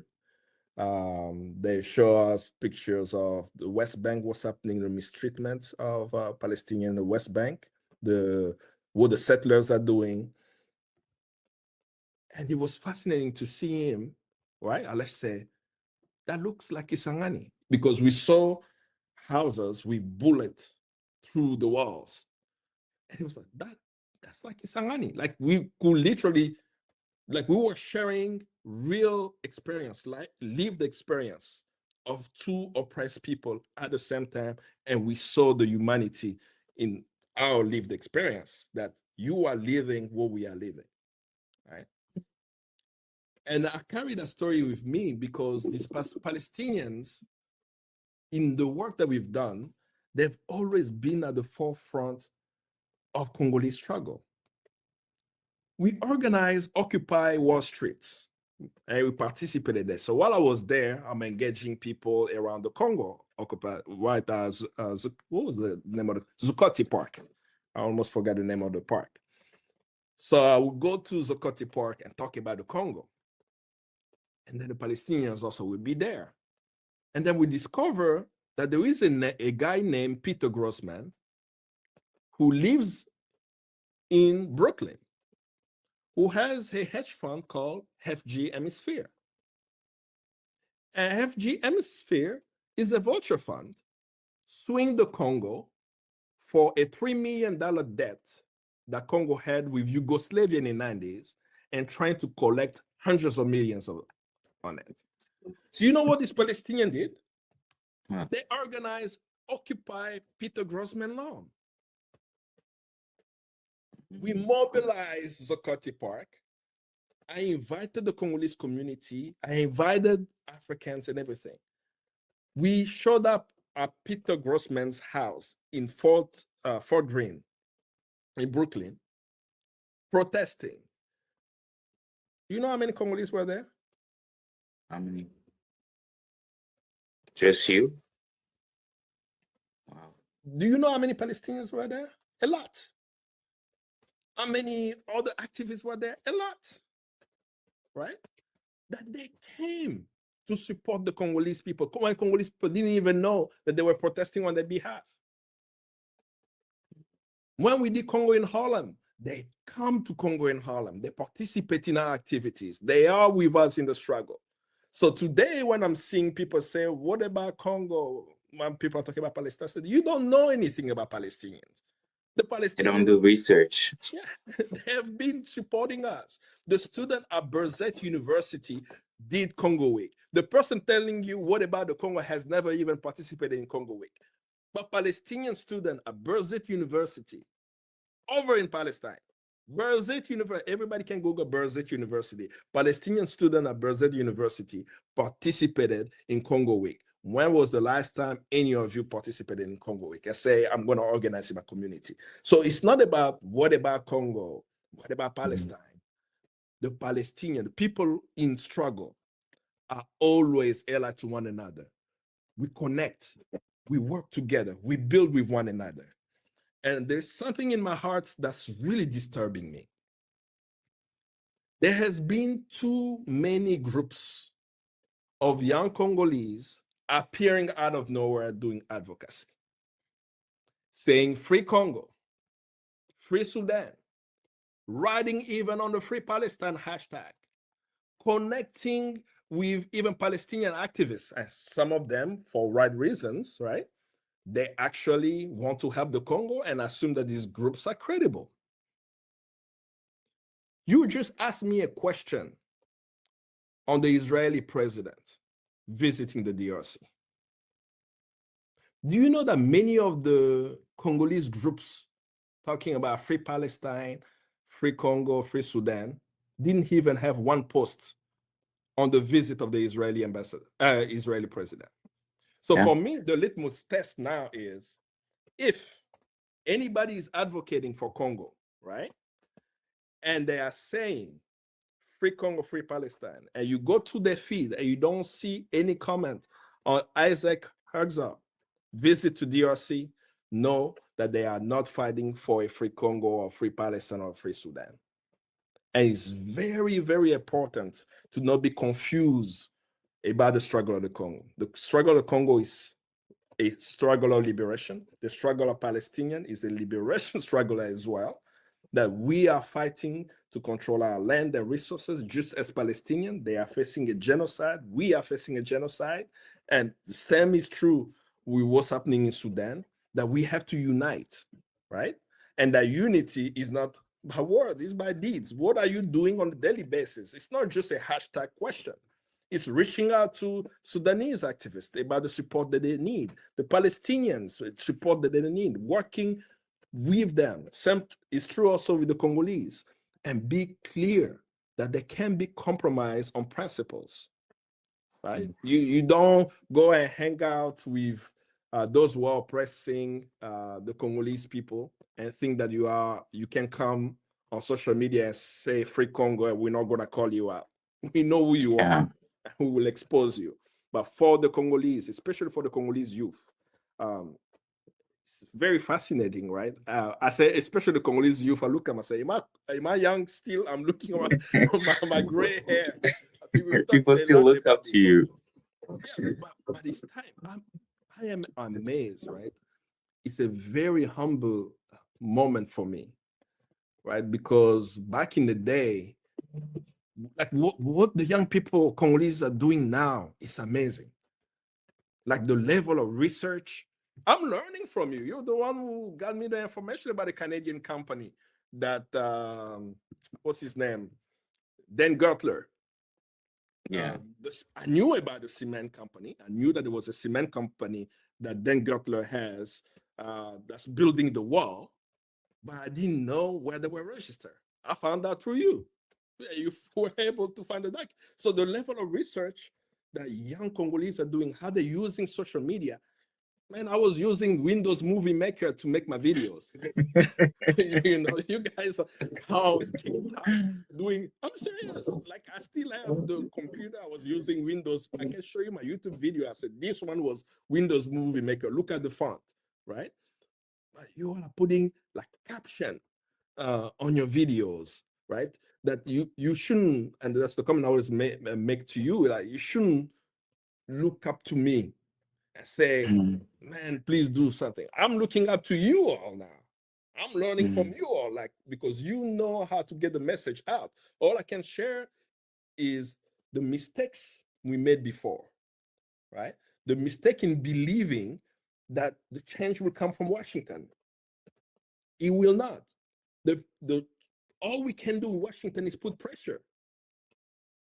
That's the only thing that we can do, is put pressure to make sure that US taxpayers' money doesn't fund the conflict. But there is a greater question about our local elite. And the local elite that we know. Why? Because some of the children, we went to school with them. They are our friends, right? How many of us know, like, the uncle or brother of the prime minister? We all know somebody who's in government. And then we feel shy to calling them out. And then I say, it's not about the individual, it's the system. These are the people who flew to Washington to give away $3 trillion worth of our minerals. If it's your family member and they're doing that, call them out. Right? And some of them seems to, I don't want to say work with the government, but just in the same style, they are not condemning what the local elites is doing in the Congo, yet they're shouting free Congo. You cannot stay silent when the Congolese government under Felix Tshisekedi is allowing 200 homes being evicted because Ivanhoe is asking for it, which is a company that is mining. The same Ivanhoe that is going to benefit from this peace deal, this mineral deal, you're going to ignore that and yet say on Instagram, free Congo. You're going to say on Instagram, free Palestine. And I think that's the thing that makes me uncomfortable when I look at all these organizations that ends with the word Congo at the end, because they are not rooted in justice. Because true justice really will be able to look at, I don't want to say evil, but look at injustice in the Congo and being able to call out whether it is called Joseph Kabila or Felix Tshisekedi or Paul Kagame or, Israel. Whatever that injustice is, you should be able to call it out. And when you start truncating the truth because you don't want your own dirt, you don't want your own, I guess, opinion to be out there, your preference in terms of who you prefer to lead the country, then perhaps you should not be leading the Free Congo movement. You should not be talking about a Free Congo if you're not ready for justice to come. So, the reason why these groups will always exist is because in terms of our mobilization in DRC, we have not been clear about class, right? We think that we are all one people. Not everybody is rich. Not everybody has access, right? The vast majority of the Congolese are dispossessed. A small group of Congolese have the privilege to travel. I'm only going to speak about myself because I want to call out anybody. I'm able to get on a flight and travel across the world. That's a privilege, right?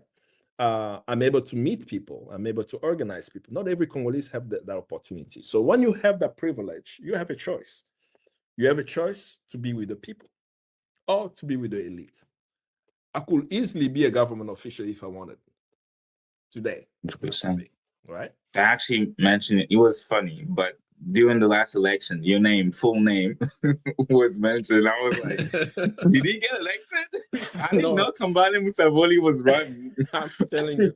And I received a lot of phone calls whenever that young man, I think his name is Eli, with my name, he became a member of parliament for the province where I'm from, right? But the fundamental question for liberation of the Congo, where Patrice Lumumba stood, why Patrice Lumumba wanted to become prime minister, why even in his decisions, he went to parliament to get a decision for parliament to move for anything, because he still believed in the power of the people. Many people who are saying free Congo, who are Congolese, they're not saying free Congo because they want the power to be with the Congolese people. They're saying free Congo because they want the next contract, the next job opportunity, that the family's status quo is not affected.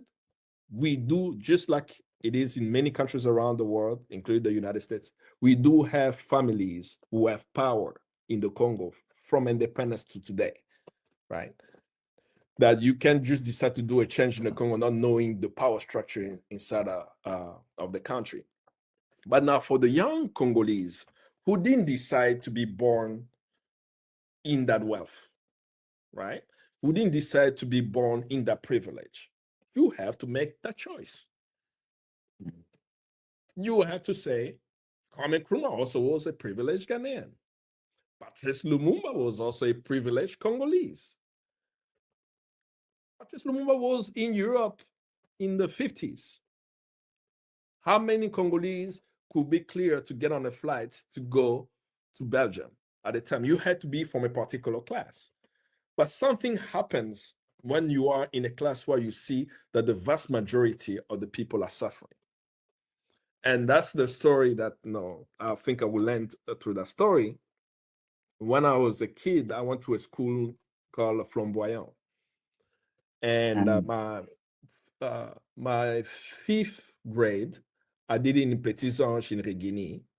And my 6th grade, to go now to secondary school, my mom took me out of Petits Anges and put me into a school, and I felt like I was punished. She put me in an underserved school, my 6th grade, and the school was called Petit Bois. The school is in Kinshasa. For people who know Kinshasa, you heard of the town called Kinshasa, you know where it is. This is the school where I had to walk to go to school, to get to it. So in the morning, my siblings still went to Flamboyant and so on. But I was going to Petit Bois, right? So I wait till they left for me to walk. I looked down in the street if anybody saw me. Nobody saw me, so I started walking because I was also so ashamed to go there. Like, the school didn't have roof. When it rained, literally the rain came through the classroom, like we all will be wet and everything. So I was like, why is my mom punishing me like this? Like, what is this about, right? But the more I went to the school, the more I got appreciation of what my mom did. Few realization came to me. At 6th grade, I already had a calculator. My classmates did not have calculators. And they were very smart. They could do mental math better than me. So I was very confused. So I come home and tell my mother, I said, Mom, these kids are really smart. And I said, some of them don't have backpacks. No, they'll have a bag where they put their notebook, literally a plastic bag. They put their pen, notebook in there. I said, but I'm the only one with a backpack in my class. They don't have backpacks. They're so smart, And my mom, and she would smile, right? Every time I told her, I would tell her, like, whatever I discover, like, they are smart just like my friends are from Boyon, but why don't they have backpack? And she won't say anything, she would just smile. And since I was going to 7th grade, right, moving into secondary school, we had a play. The play was called Le Curé de Cucugnan. It's a famous French play. What would that be in English? The Cucugnan's priest, maybe, right? Yeah. So I played that priest in the play and everything, and my mom came. I still have a picture of, my mom took a picture of me with my classmates. I kept that picture till today. And I had a conversation at the end of the school year with my mom, where she said, the reason why you went there is I noticed how you were changing. And I wanted you to know that there are other kids in this country who don't have the opportunity that you have, but they are as smart as you and even better than you. That was 6th grade. I'm now 44 years old, and I still remember that lesson. That my mom took me from a very privileged school, took me to the school where when it rains, right, all of us are wet. And I was there with them. That anywhere I've gone till now, I'm always thinking about that. What about the Congolese who are smart, who have the potential, who don't have the same opportunity that I have, that many of us have? What can we do to make sure that they have the same opportunity? And that's the message that young Congolese who happen to be in a privileged family with access, they have to ask us themselves that the Congo, one of the richest countries on the planet, that now we have to quote Trump talking about making money in the Congo while our people are dying of starvation. Our people are dying in poverty. Somebody in Washington is making money from there, and we are watching, and we are not fighting for it. That you have to make a choice. Do you want to be with the people, or you want to be with the people who are exploiting the ordinary citizens? I chose my camp. I know where I need to be, right? I need to be with these young people who are carrying plastic bags, who are smarter than me, who can transform the Congo and provide opportunities to them so that they can transform the Congo.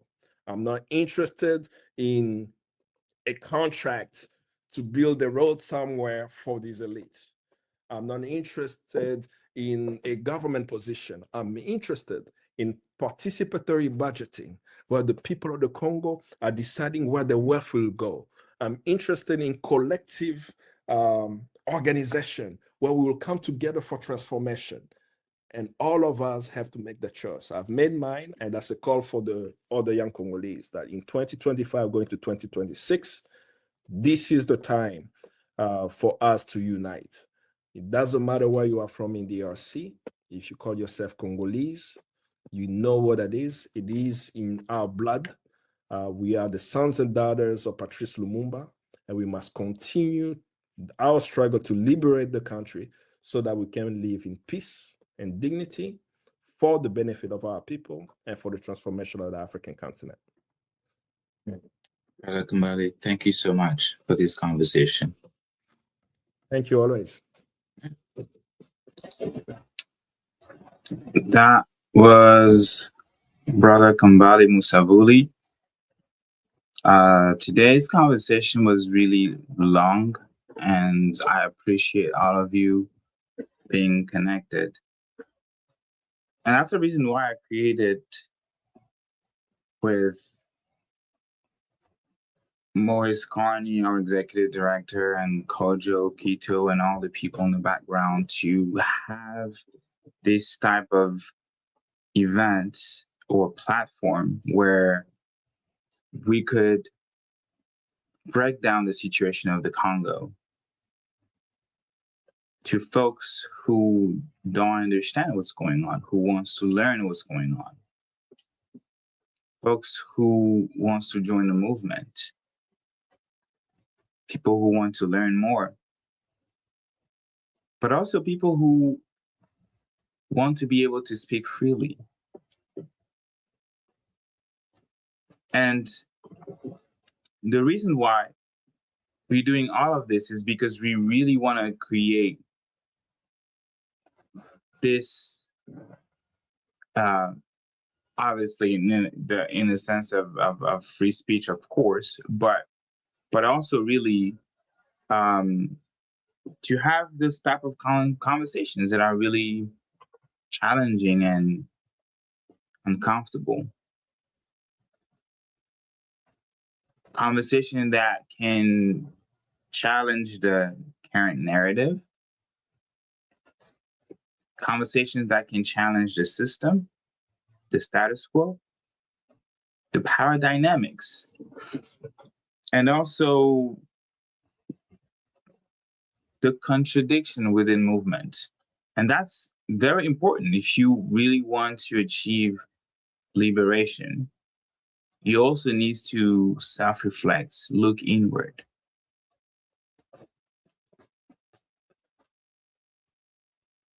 And Brother Kambale, he said, by using words that meant to him, because he was really trying to speak to everybody.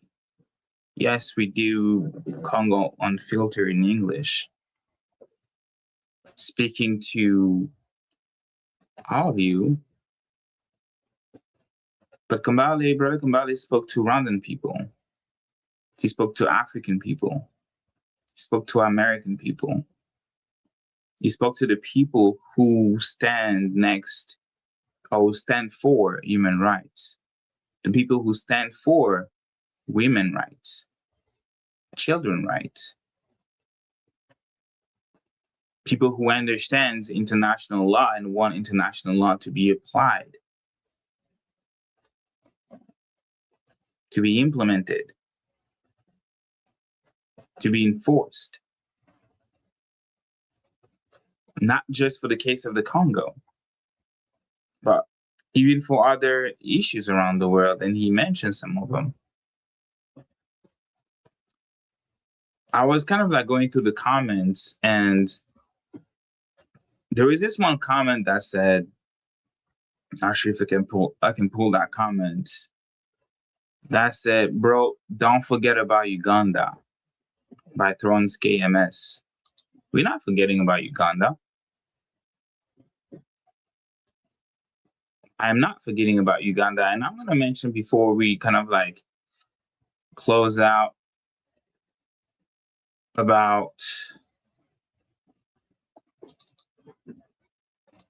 President Museveni's comments, which I think was really wild. I think it was this one. I think this one.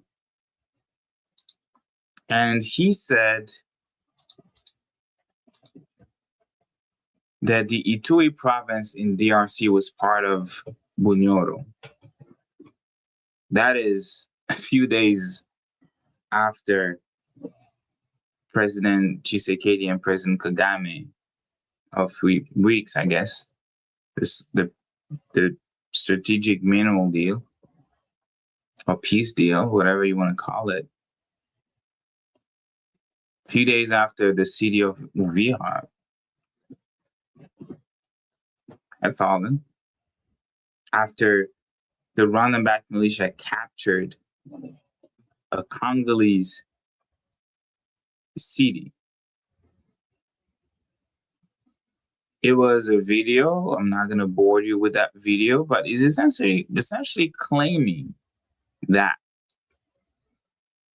the Ituri province of the DRC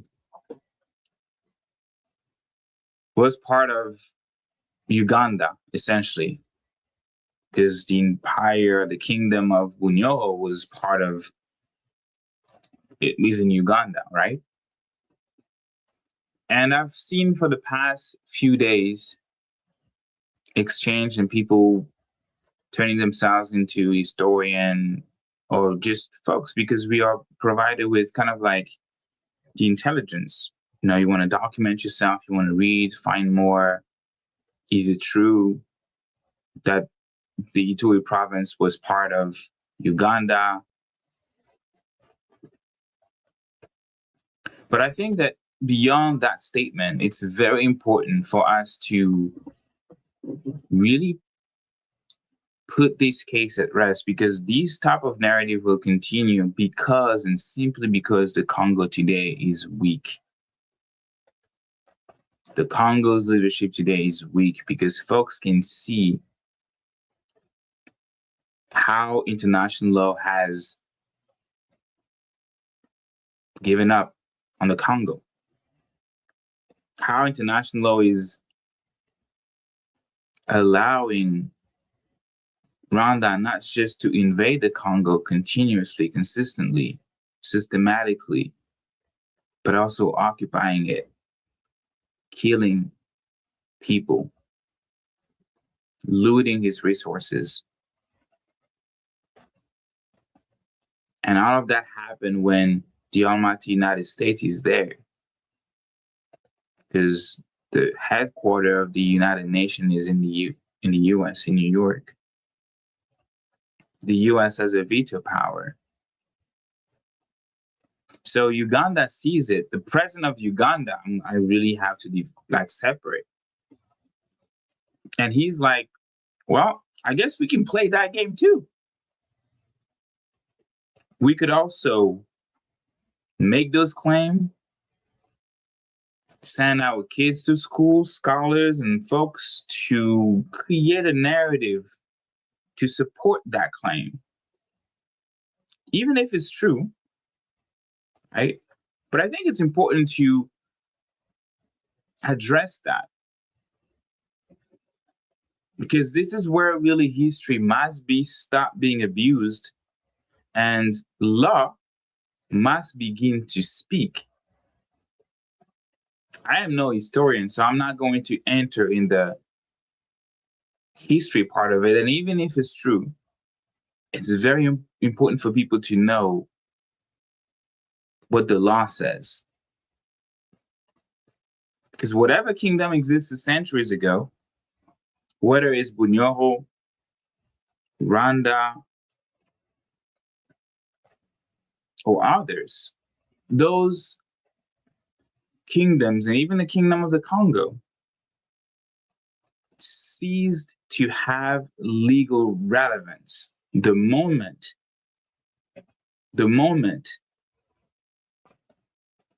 the continent of Africa was carved, the moment Africa entered the era of independence.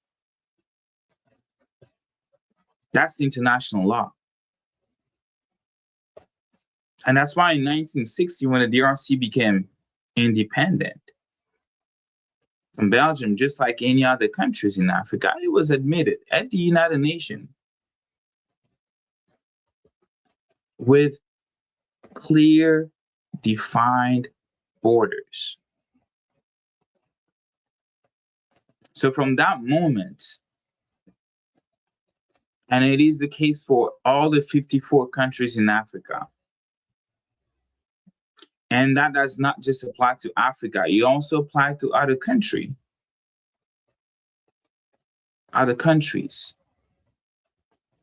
That's why Russia is being slapped with sanctions today, because of the invasion of Ukraine, right? But how come you're going to slap sanctions on Russia for invading Ukraine? Because historically, Russia has claimed, just like I would say that Mexico has claims, right? But then if we can slap sanctions on Russia for invading and occupying countries, why can't we slap sanctions on Israel for invading and occupying a different country? Why can't we slap sanctions on Rwanda for invading and occupying another country, the Congo? So from that moment, those borders became internationally recognized. The borders of the Congo, from North, South Kivu, Bakongo, Katanga, these are internationally recognized and legally protected borders. So we got to stop at some point bringing historical stories, and we're going to start realizing that this law, or the law, international law, is a sovereign fact. And that sovereign fact, talking about the borders of the Congo, 1960, the United Nations, the African Union, both institutions understood something very important and very clear, that if post-colonial Africa reopened the debates based on pre-colonial kingdoms, just like President Kagame did when he went to Burkina Faso or Benin, I believe, I think it was Benin, and talk about starting the borders of the Congo, because he also has claim to the Kivu, and even instructed the parliaments to look into it. And now we have Uganda, that if post pre-colonial kingdoms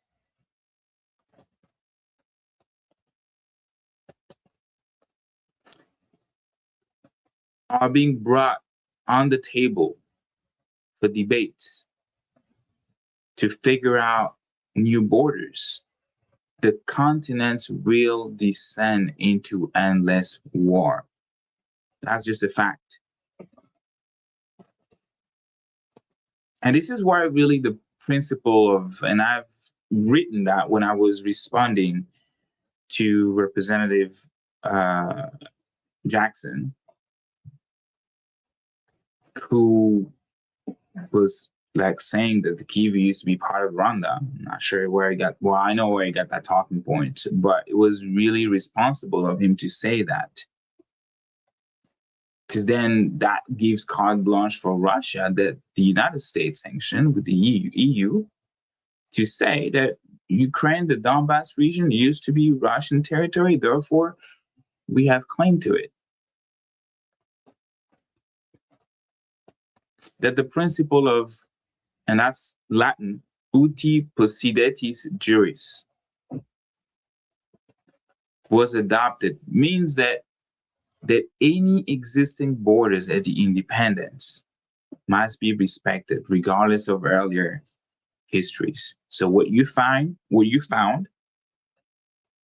the moment that you become a nation recognized by the United Nations, by other institutions, that land is yours. So when a sitting president revisits centuries old claims to just trying to like really justify borders, territories, we are going outside of that, I would say, scientific or academic curiosity. You are directly challenging the current legal order that has kept that not just Africa from tearing itself apart, but also other countries. And if we accept the logic that the Kivu in the 21st century, today is December 13, 2025, the Kivus, North Kivus, or whatever Kivu Paul Kagame see fit, used to be part of Rwanda, that the Ituri used to be part of Uganda, because what existed once upon a time, then there is no country on earth that will be safe. There is no country in Africa that will be safe. It means that Nigeria can disappear. It means that Kenya can fractures. And even those countries themselves, Uganda, Rwanda, Sierra Leone, Mozambique, Seychelles, South Africa, African borders, or all these 54 countries in Africa, their borders, all of them with no exception becomes negotiable.